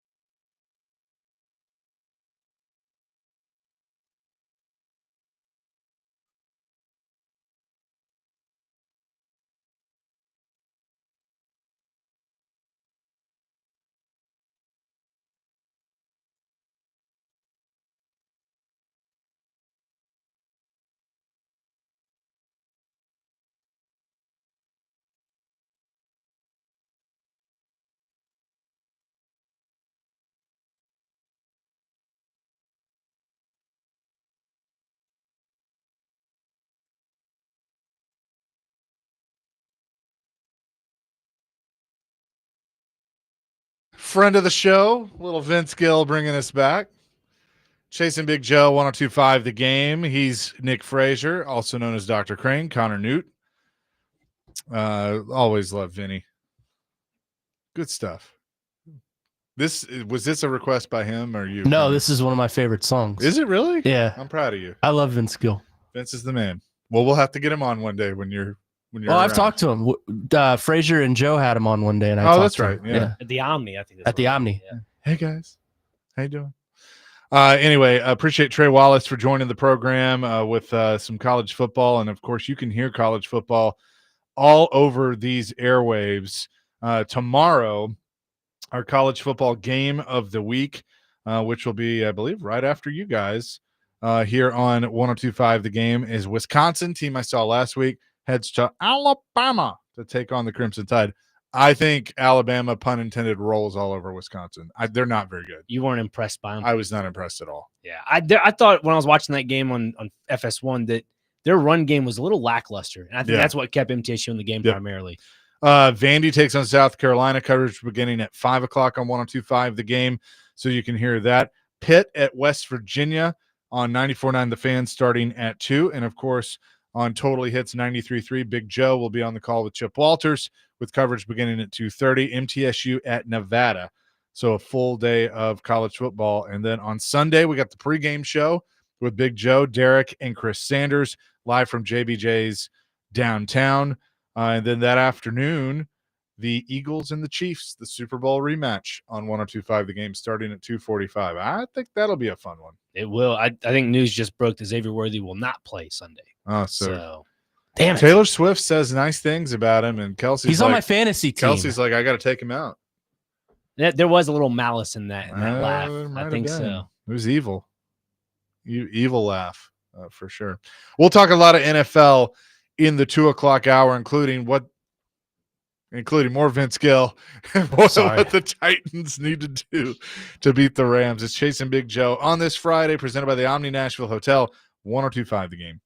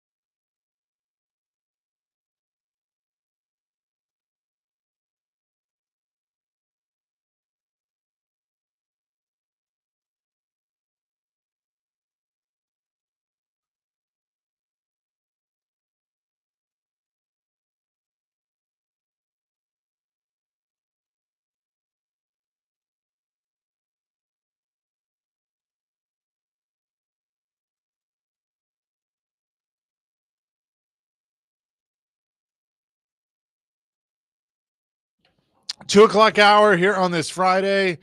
Chase and Big Joe. No Big Joe. He's in the air headed to Reno. Nick Frazier is in the studio. Connor Newt behind the board. And I think he might have just hit his knee or something. Yes. It hurts. I have done that many times in that spot or this spot. Titans taking on the Rams on Sunday, the home opener. I do want to say this real quick because NFL Network is re-showing the Thursday night game between the Packers and the Commanders. And I just said to Nick, like, the Packers might be legit. I have them against the Bengals in the Super Bowl. I mean, that game last night was a little cringy at first. And then in the second half, Love and the offense just got going. Yeah, I think once they start figuring out, now that Jaden Reed's out of the equation for a couple weeks, if they can get Matthew Golden going, like just target him 1 or 2 times in the first half and then just uncork a ball over the top in the second half, I think that's their missing puzzle piece to their offense, honestly. I mean, there was one over the middle. I think they were trying to get Golden on a vert route in the center of I guess, midfield, that is, and just missed him by a half a step when he laid out for it. But you're right. The Packers look incredibly good. Yeah. And then what was funny, too, watching the Commanders and their side of things, you mentioned the offensive coordinator, Cliff Kingsbury. And, like, they showed him, and I was like, damn, he's aged. Yeah. Like, he does not look like he did. Like, I don't know. Not a spring chicken anymore. No. Well, I mean, he's younger than me, I think. I think he's like 35. Yeah. Something like that. I don't know. With the Titans, are we concerned about this offensive line, knowing that J.C. Latham is not going to play? Latham ruled himself out, basically. So who knows who's going to play right tackle?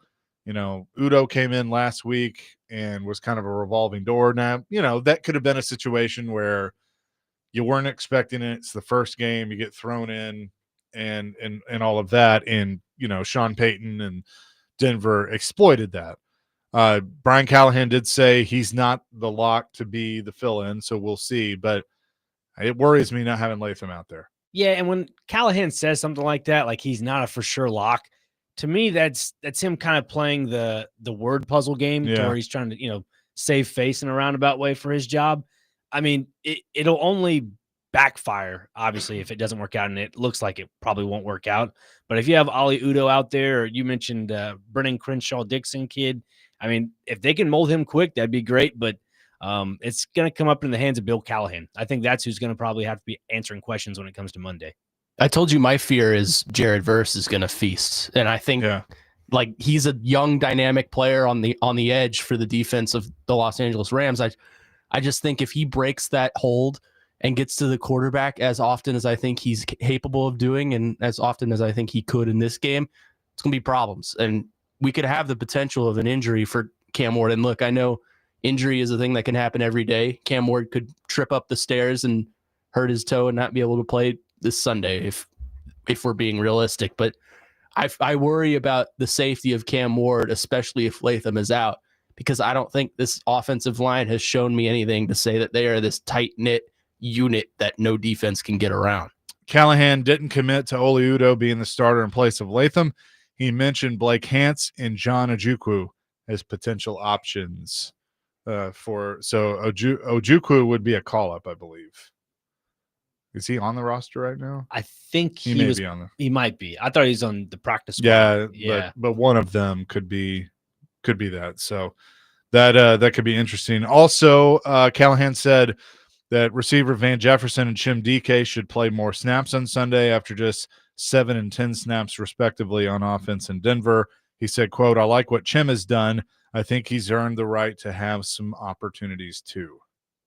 With that, I'm curious if Chim DK starts to be more revolved around in the offensive scheme and taking out of special teams a little bit. Does that open up a door for James Prochet to come in for special teams? Yeah, I think he has a special teams role. Like, I don't think you'll see him rotated into the offense. I think he'll just have more, like maybe a gunner on special teams or something like that. Right, but like he's a punt and kick returner. Well, yeah, but that's what he's saying. Yeah, like if I agree with Chim you. out, I don't know, and I'd love to hear Derek's thoughts on this because, I mean, Derek in the early part of his career did both. I mean, that was the way he got on the field, was doing both, and I feel like they go away from that. I mean, Lockett, I think, did it too. Wasn't Lockett a return guy? In Seattle. Yeah. So, I mean, I think Pollard was with Dallas. So, I mean, you can play both roles, especially with the role you need Chim DK to play at receiver right now. So, but Prochet is a good one to have as kind of a backup.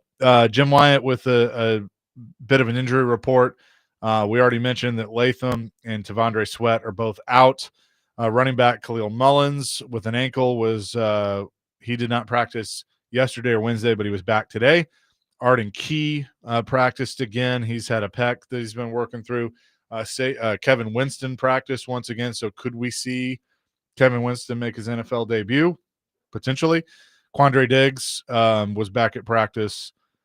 I'm sorry, no, he did not practice, but Callahan did not update his status as of Friday. So we'll sure get if we haven't already, the injury report for today, and then find out Sunday morning who's in, who's out. Yeah, and I think a lot of those veteran guys you'll hear from in the secondary when it comes to Quandre Diggs or Xavier Woods or whatever, whoever it is, like those are guys that are probably going to be looked at as questionable or limited in those Thursday or Wednesday practices just because of their age, just because of where they're at in their career. They're just going to have to take some reps off, and they're more, Joe hates this, mental reps. You have to take a lot of mental reps.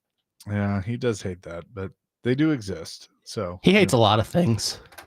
He's an angry old man sometimes, but we love him nonetheless. He's not Rex Road angry. I mean, they both have different kind of old man yells at cloud. I have old man yells at cloud. A lot of people don't like what I say about uniforms specifically. Yeah, I disagreed with you on that. That's okay. You can disagree. You're wrong, but you can disagree.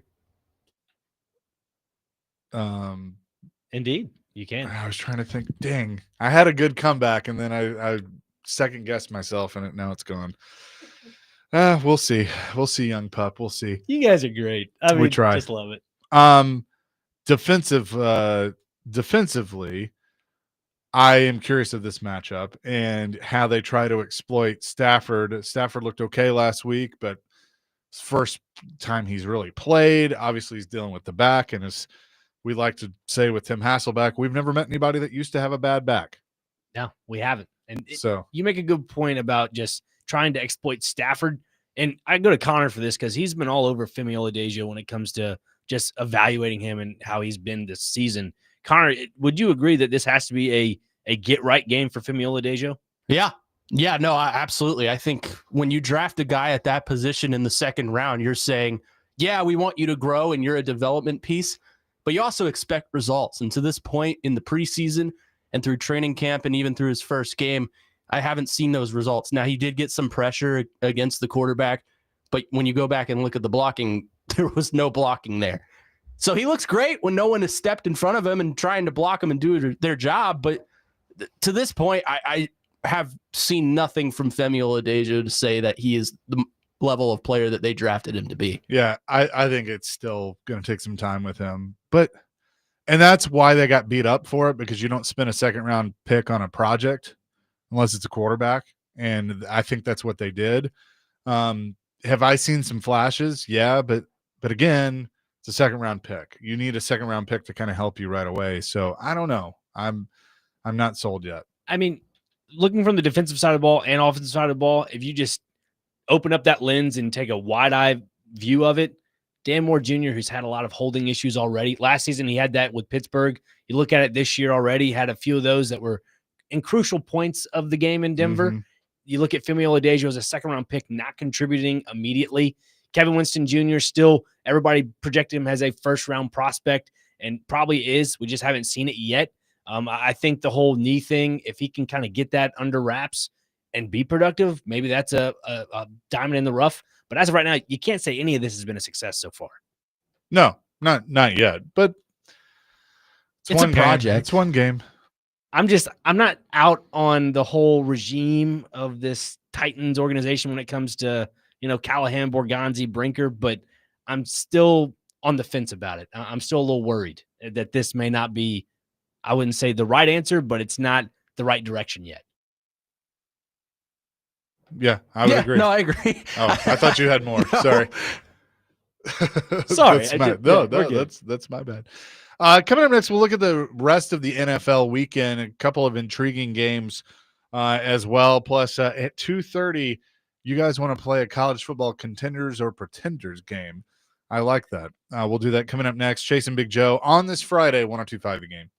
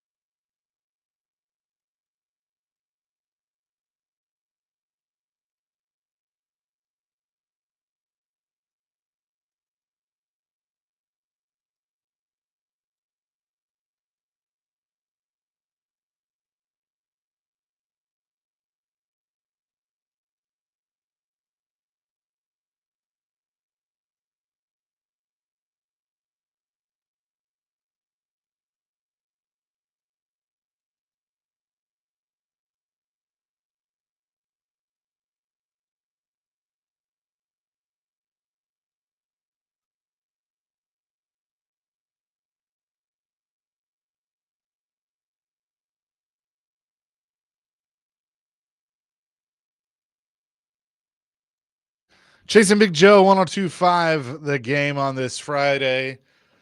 Connor Newt thinks he's a bad man, like John Cena.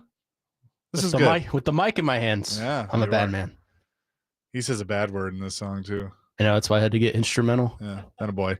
Nick Frazier, Connor Newt in for Big Joe as he heads to Nevada to take on, as MTSU takes on the Wolfpack. Looking at NFL Week 2 and some games that are of intrigue. Obviously, the Titans and the Rams here. We had the Packers and the Commanders last night, which was pretty good.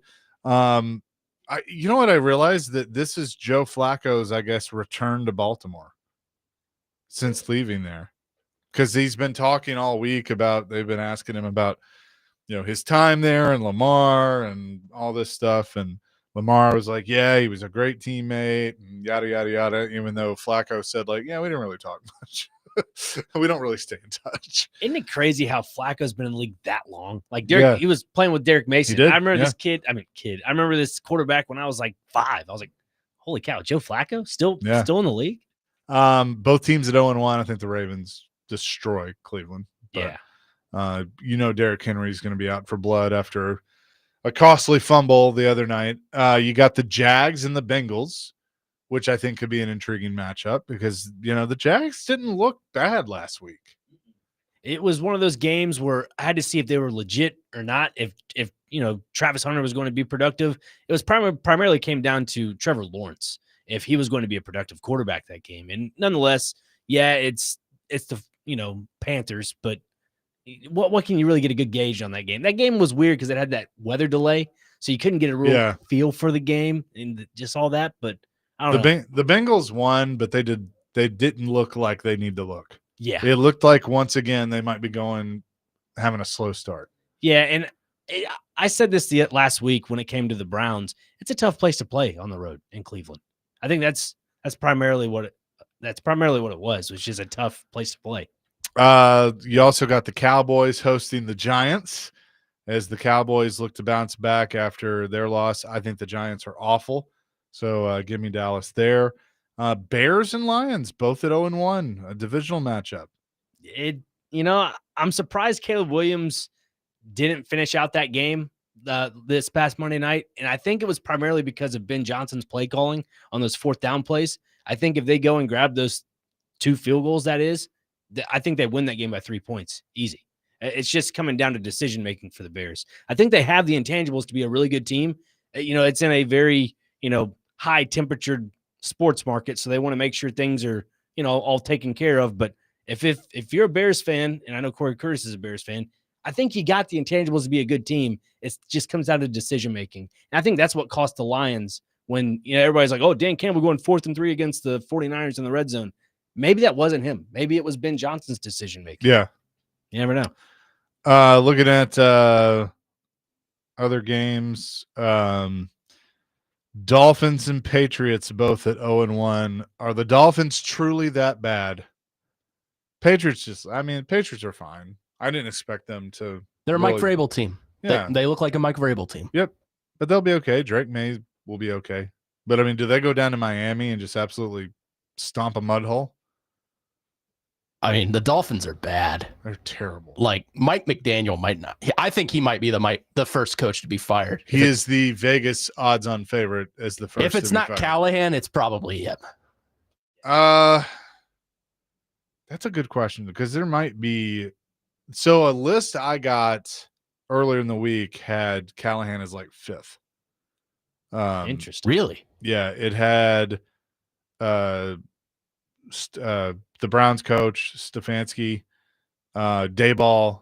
Oh yeah, Dayball was on that list. And then who else? There was another one that was also Canales. Yeah, maybe Dave Canales. I like Dave Canales. He likes you too. Oh, I guess a lot of people like me these days. Hi, David. Hi, David James. He's back there. But yeah, so that's that could be interesting. 49ers and Saints. 49ers once again have everybody hurt, including Brock Purdy. I look at the Saints as one of the worst teams in the NFL.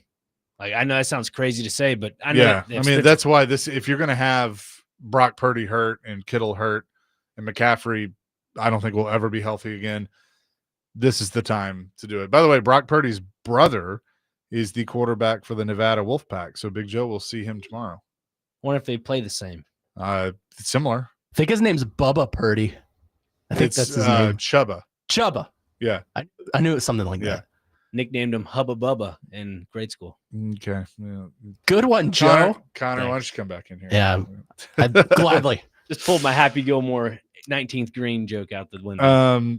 Seahawks or Bills at Jets. That could be an interesting one. I think the Jets are pretty bad. Seahawks at the Steelers. The Panthers will play the Cardinals. The Cardinals might be that surprise team. A lot of people are kind of picking them to be a surprise this year. The Broncos and the Colts and the Peyton Manning Bowl will happen. And then the game of the weekend, the Super Bowl rematch. I don't know why this isn't on Sunday night. Eagles and Chiefs. Can they not flex that? I don't think they can flex yet. Yeah. What's the night game? Falcons and Vikings. Yeah, I'd rather watch Chiefs and Eagles. And then we got Prime two Monday nights this week. The Bucks at the Texans and the Chargers at the Raiders. 2 decent games on Monday night. Yeah. The Raiders 1-0. Pete Carroll's putting something together. Yep. I think that could be interesting. They beat Vrabel. So just keep an eye out in Arizona, by the way. But Vrabel's the greatest coach ever. Yeah, according to some. Here we go. First head coach. This is from Music City Bets sharing this. Mike McDaniel minus 400 to get fired first. Dayball at plus 650. Kevin Stefanski at plus 700. Dave Canales at plus 1,000. As are Brian Callahan and Raheem Morris. Raheem Morris already. Yeah. Interesting. That's it. Yeah. I don't think he's that. I think he'd be okay. Well, if so, Raheem Morris and Callahan have the same odds. And Dave Canales. They all are plus 1,000. That's got to tell you something about Brian Callahan's job security, though, right? Yeah. Yeah. I'd put him on a hotter seat than those two, to be honest with you. I mean, I would too. That's what I'm and saying. maybe that's the local bubble, but you know. But again, like why? I don't know. I don't know if it's detrimental to Cam Ward to fire him midseason or go ahead and make the decision internally and just let him be a lame duck and then make it. Because like I look back and talking to people in Chicago, that's what happened to Caleb Williams. He essentially had 3 offensive coordinators in the past year as a rookie. Like that's a lot. And you don't want this to turn into a Marcus Mariota situation either, where he had 3 or 4 different coordinators in 3 or 4 seasons. You don't want that to happen. And I emphasized this earlier in the show with Cam Ward, and it's making those adjustments at the offensive line. If you can see that growth and development out of a quarterback there, I think that really tells you if you have the quarterback of the future. Seriously. Like, I don't think it comes down to coaching for Cam Ward. I think he's got it. Mentally, he's got it. If he has that, and I think there was a tweet, let me find it real quick on my phone, from Dan Orlovsky, and it speaks volumes. He said, if you don't have a difference maker as a play caller in the NFL today, you won't survive as a team. The disparity is glaring. So, like, you look at that and say Brian Callahan, if he's not a good play caller, there's your glaring moment. Well, I hope he knows what a catch is this week. I hope he's figured that out. Let me ask you this real quick. If this is a lame duck situation and they're just like, Brian, finish out the year, do you think this is a complete waste of a season for Cam Ward? Like we're just sticking him out there with a guy that's not going to end up developing him, and we know that internally? I don't think it's a waste. Like, because you're still going to get better. You're still playing the games. Like, yes, the terminology is going to be different. The offense is going to change, but I don't think it wastes him necessarily because the great ones overcome that stuff. And if he's going to be a great one, he's going to have to overcome that stuff. Yeah. That's a good point. Yeah. I mean, that's at the end of the day, like we're going to find out how good Caleb Williams is. I don't think Caleb Williams is the guy. I've never thought that. I have been on from day one of like, I think Jaden Daniels is going to be the best one out of that class, but we'll find out. Yeah, we will find out. Coming up next, contenders or pretenders in college football. Dr. Crane has prepared this exercise for us. We will do that. Coming up next, Chase and Big Joe, 102.5 The Game.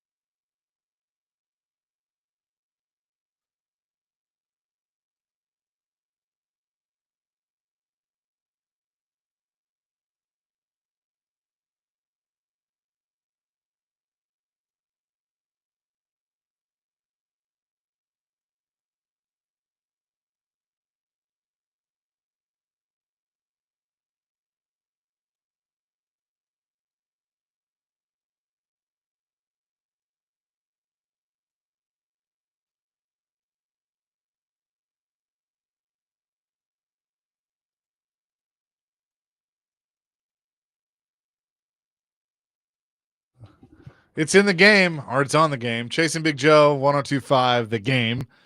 He's Nick Frazier, Connor Newt. I'm Chase McCabe. As Joe heads to Nevada, the Blue Raiders take on the Wolfpack.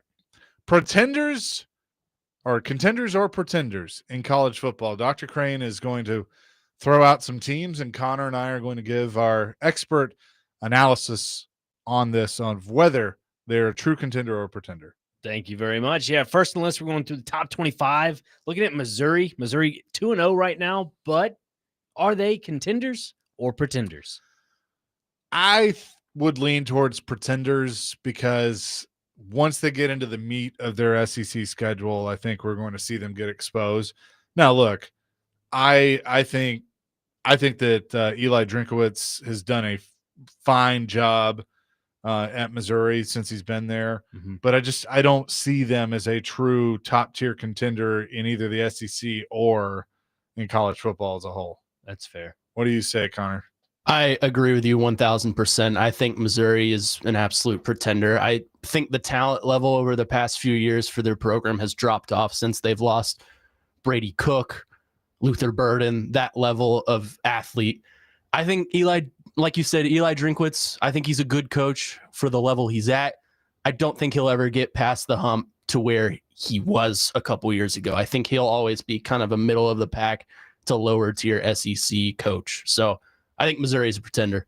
I mean, real quick, you look at their like South Carolina, and then they got to play Alabama, Auburn, Vanderbilt, Texas A&M, Mississippi State, Oklahoma, Arkansas. That's their SEC schedule. Yeah, so. it's pretty tough for sure. Next on us is another SEC team in Auburn. Is Auburn a pretender or a contender? Pretender. I think they're a pretender. I think Hugh is still fighting for his job. They've done well the first couple weeks. But again, show me the SEC schedule. Show me what you're going to do in the meat of the SEC. Pretender. Yeah, I think Hugh Freeze has kind of overachieved in the past couple weeks. I think it was more of their win over Baylor was more of a testament to the level of Baylor's play rather than Auburn. I think Baylor's looked awful the past couple of weeks. Again, I think Auburn is just kind of a middle of the pack SEC team from here on out. Yeah, that's true. I'm sticking with the teams that are undefeated in the top 25, kind of make this a little easier process. Obviously, Indiana's at 22. I think we kind of are all on the same page of where Indiana's at when it comes to being a contender or pretender. Yeah. The team I'm intrigued to get your opinions on is Texas Tech. They have outscored teams like 67-7, 64-12, all that stuff. Their schedule looks pretty decent. I mean, they only have one top 25 game against Utah coming up in 2 weeks. Are they contenders or pretenders? I mean, I think based on their schedule, they're probably contenders. But again, what it's time for weather on the 8s. But have anything these days, man. But at the end of the day, do they like get into the playoff? Let's say they beat Utah, they run the table. They're what, Big 12? They win the Big 12 and then get into the playoff and then do they get boat raced by, a Texas A&M or Bama or Texas or whatever? I mean, so I would say by default, just because of the way the schedule falls, they're a contender. Okay. I'll say this. I think they're a contender on the Big 12 scale. I think they can contend within their conference because the Big 12 is such a wide open conference that I think you have a scale of 4 or 5 teams that are potential conference champions in that conference. That said, when they get to the playoffs and the big dance, if they get there, they're not all that. I think they'll get up against like an SEC team or a Big 10 team and just get taken to the woodshed. So I'll say contenders on the conference scale, but on the national scale, I'd say pretenders. Okay, getting to number 19, Alabama Crimson Tide, obviously falling to Florida State in week 1 and bounce back to a 73-0 win against UL Monroe. Can Alabama straighten out the Tide and go not undefeated the rest of the way, but maybe lose another game? Would you consider them a contender or a pretender? They're going to be 2-2 when Vanderbilt goes to Tuscaloosa because I think they have their way with Wisconsin, and then I think Georgia beats them because, again, if what I think is going to happen this weekend, Georgia's going to be coming off a loss. Georgia's going to be pissed off for greatness. It's at Georgia. and Bama has to go in there. So I think Bama's 2-2 by the time they take on Vanderbilt. And look, I would say that they should beat Vanderbilt, but if Vanderbilt's undefeated by the time that game comes around, then we could be having a different conversation about that. I'm going to say pretender right now until they prove otherwise. Okay. Losing to Florida State put them in that category, and that's their own fault. I'll say everything he just said. They're going to be 2-2 heading into Vandy. However, I think they can still be contenders. I think if they win out and win the games that they're not supposed to win, which you could say about every team in the nation, if they win out and win the games they're supposed to win, and even the ones they're not supposed to win, then they're going to be back in the title scene, and the seat on Kalen DeBoer is going to cool down just a little bit. That is best case scenario, but I still think Alabama has the talent and the mentality that they can round out and be a contender on the national scene. Okay. All right. A little rapid fire here through the next three of them. South Florida, Ole Miss, and Texas A&M. Would you consider any of those contenders or pretenders? Pretender, contender. Ooh. Ole Miss hasn't proved. Ole Miss could change my answer this weekend, but they got to prove it to me a little bit. Texas A&M's good. Yeah. Texas A&M's good. I'll say contender, pretender, contender. Really? I think USF is probably at the head of the race for that G5 spot in the college football playoff. They haven't proven me wrong so far. Alex Golesh looks like a good coach. I think he'll be at the forefront of Power 4 conversations at the end of the season for a coaching position. They've got a good young quarterback in Byron Brown. They've got former Tennessee receiver, if I'm not mistaken, who's pretty good as well. I think they're a good team. Texas A&M's good. I like Marcel Reed, known acquaintance of mine. I think he is a fun quarterback. They're a fun offense, and I like Mike Elko. So I think those two are contenders. Ole Miss, I watched them play last week against Kentucky. They just scream 8-4 to me. They don't seem like the kind of team that's going to. He's got to win something at some point. I love Lane, but he's got to win something at some point. I think Lane's going to be, if things go bad for Alabama, like you think they will, I think the choo-choo's coming to Tuscaloosa. Yeah, but he's. Oh, you think Lane would take that job? Yeah. See, I think he's looking at property in Gainesville. Really? Yeah. It's not a bad look. I think Golesh is looking for property in Gainesville. Well, we'll see. All right, real quick, do some more rapid fire. Real rapid fire, real fast. Tennessee, obviously being a state team. Ask me on Monday. Okay. All right, I'll do that. South Carolina, obviously we'll see with Vanderbilt. Ask me on Monday. Yep. One that I really want to get y'all's opinions on is Texas. Is Texas a contender? Well, let's back up because you skipped one that I think needs to be addressed. Florida State? Clemson. Oh, Clemson. Okay. What do you think about Clemson? Yeah. I think they are, but they got to wake up because they got beat week 1 in a good game. They slept walk last week and got lucky. They need to wake up. And if they wake up, then I still think they'll be a contender. I have Clemson in my national championship this game. I'm that high on them. I'm with Chase. They got to wake up. They have mass amounts of returning talent and experience on that roster. I think Cade Klubnik is a very, very good quarterback.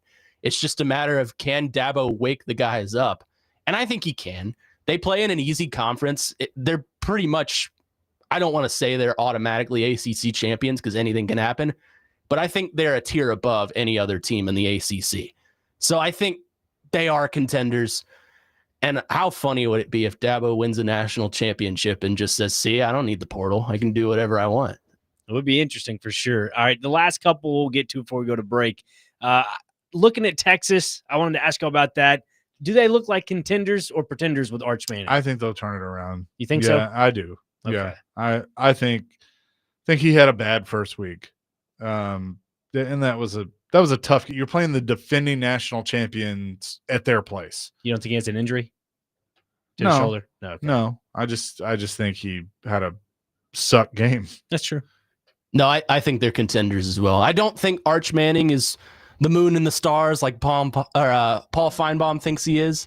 I don't think he's the second coming of Tim Tebow, but I think he is a solid quarterback, and I think he'll be just fine. And I think he's going to stick around for another year as well. So I think Texas has such a deep roster offensively, and Steve Sarkisian opened up the playbook a little bit more. Granted, it was against ULM, but he opened up the playbook a little more. And if he can keep doing that, then I think the offense will find its footing, and they'll be solid contenders heading into a college football playoff appearance. Last two, Miami and LSU. Are they contenders or pretenders?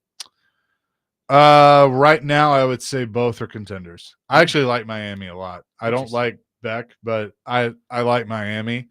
Cristobal I mean, he's kind of, he and Brian Kelly are in the same boat of, the universities may not want to get rid of them, but the fan base and the boosters will if they don't do something.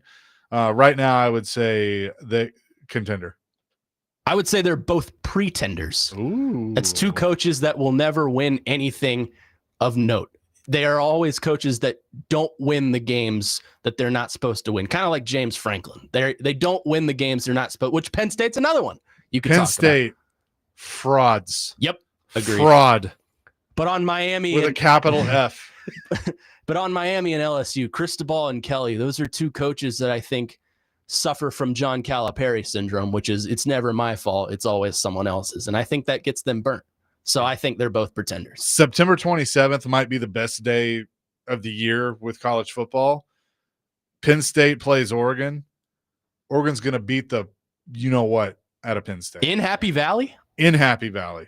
Going to make them. I think they'll win. I don't know if they're going to beat the brakes off of them, but I think they'll win. I think they're going to get exposed. The Ducks will fly, Connor. Save the Ducks. Save the Ducks. Ohio State, I think, is for real.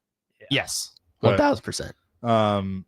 LSU Florida is going to be a fun one coming up Saturday night. So I agree. Good stuff there. Coming up next, we'll tell you what day it is and celebrity birthdays. It's Chase and Big Joe on this Friday with Nick and Connor sitting in 102.5 The Game.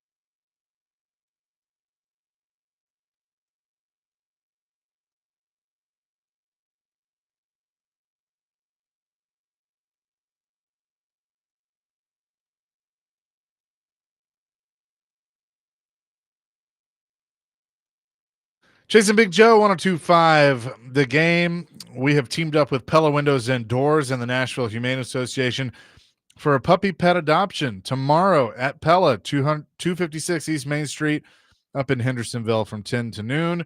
For more details, visit thegamenashville.com/events. I'm not quite there yet since losing my dog, but I have given some thought to it as of late. Chasing Big Joe.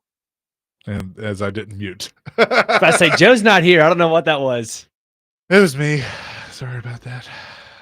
But anyway, just a thought and something to check out. With that, let's get to what day is it and celebrity birthdays. Bum, bum, bum, bum. Celebrity birthdays presented by Jarrett Companies, Inc. All of your commercial construction needs under one roof. JarrettCompaniesInc.com. Above and beyond industry standards. Sorry, I'm doing like 8 different things at once right now. I don't care. Don't need it. Don't need excuses.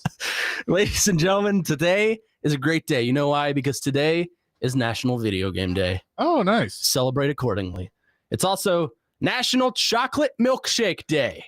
So go get you one. I might go get one after this. I'm actually starving. Does your milkshake bring it? Never mind. Bring all the boys to the yard. It's National Day of Encouragement. So whatever you're trying to encourage someone. We're not doing that on this show. So encourage what? It's National Police Woman Day. So shout out to all the police women throughout the mid-state, I guess. It's National Report Medicare Fraud Day. So Frazier, you and I are going to have to have a talk. That's a big issue right now. Yeah. Tell Nani to stop reporting false Medicare issues. And it's also United Nations Day for South-South cooperation. So I hope South Carolina and South Florida can come to terms or something. That's it. Okay. All right. For the celebrity birthdays. First one. Must get it within 2. Yes. Must get within 2. Me versus Connor today. You're doing birth. You're actually facilitating. I know. Yeah. This is crazy. Let's see. Singer Ben Folds. I'm gonna say he is 44. I think he's older. 51. 59.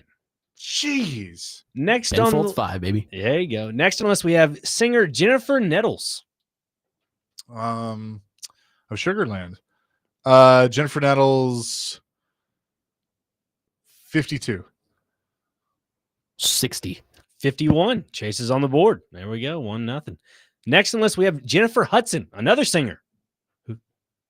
45. 49. 44. Chase up 2-0 quick here. Let's see. I'm Going keeping down up a with little it for bit. you. Thank you. Appreciate that. Actress Emmy Rossum. She is in, let's see, is there anything she's in? Once dated Counting Crows singer Adam Duritz. 53. 48. 39. Yeah. I think you guys might be able to get this one. Let's see. Singer-songwriter Kelsey Ballerini. She is 28. 31. 32. Connor's on the board. Nice. Okay. My girl. Another one on the list here. You wish. An actress by the name of Sydney Sweeney. She's been seen in a lot of movies and TV shows. Go ahead. My girl. Sydney Sweeney, her birthday's today. That is correct. Happy birthday, sweetheart. See you soon. There you go. What every guy is saying right now. Go buy That's some for sure. jeans. Yeah. I'm just going to leave that alone. She is 29. Okay. 27. It's a push. She's 28. 28. So it's close, but no cigar there. Let's David's see. like, I knew. Next on the list, we have comedian Louis C.K. He turns in age today. You almost said it, didn't you? Almost. Did not. Almost. Louis C.K. 70. Ooh, 61. 58. Yeah. Okay. Yeah. Let's see. A little bit down on the list here. There's a lot of them. Actor Alfie Allen. He was in Game of Thrones. 48. Where's Jake Lyman when I need him? 42. 39. All right, on to sports birthdays here. First on the list, NBA basketball player, plays for the Brooklyn Nets, was drafted by the Memphis Grizzlies, Zaire Williams. How old is Zaire Williams today? 32. 24. And it just left the computer. That's not great. I'm sorry about that. He is 24. What did you say, Chase?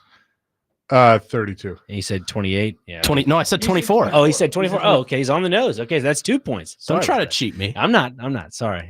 I got a little flustered because the computer wasn't cooperating. Next on the list, we have baseball player, plays for the Los Angeles Dodgers, Freddie Freeman. How old is Freddie Freeman today?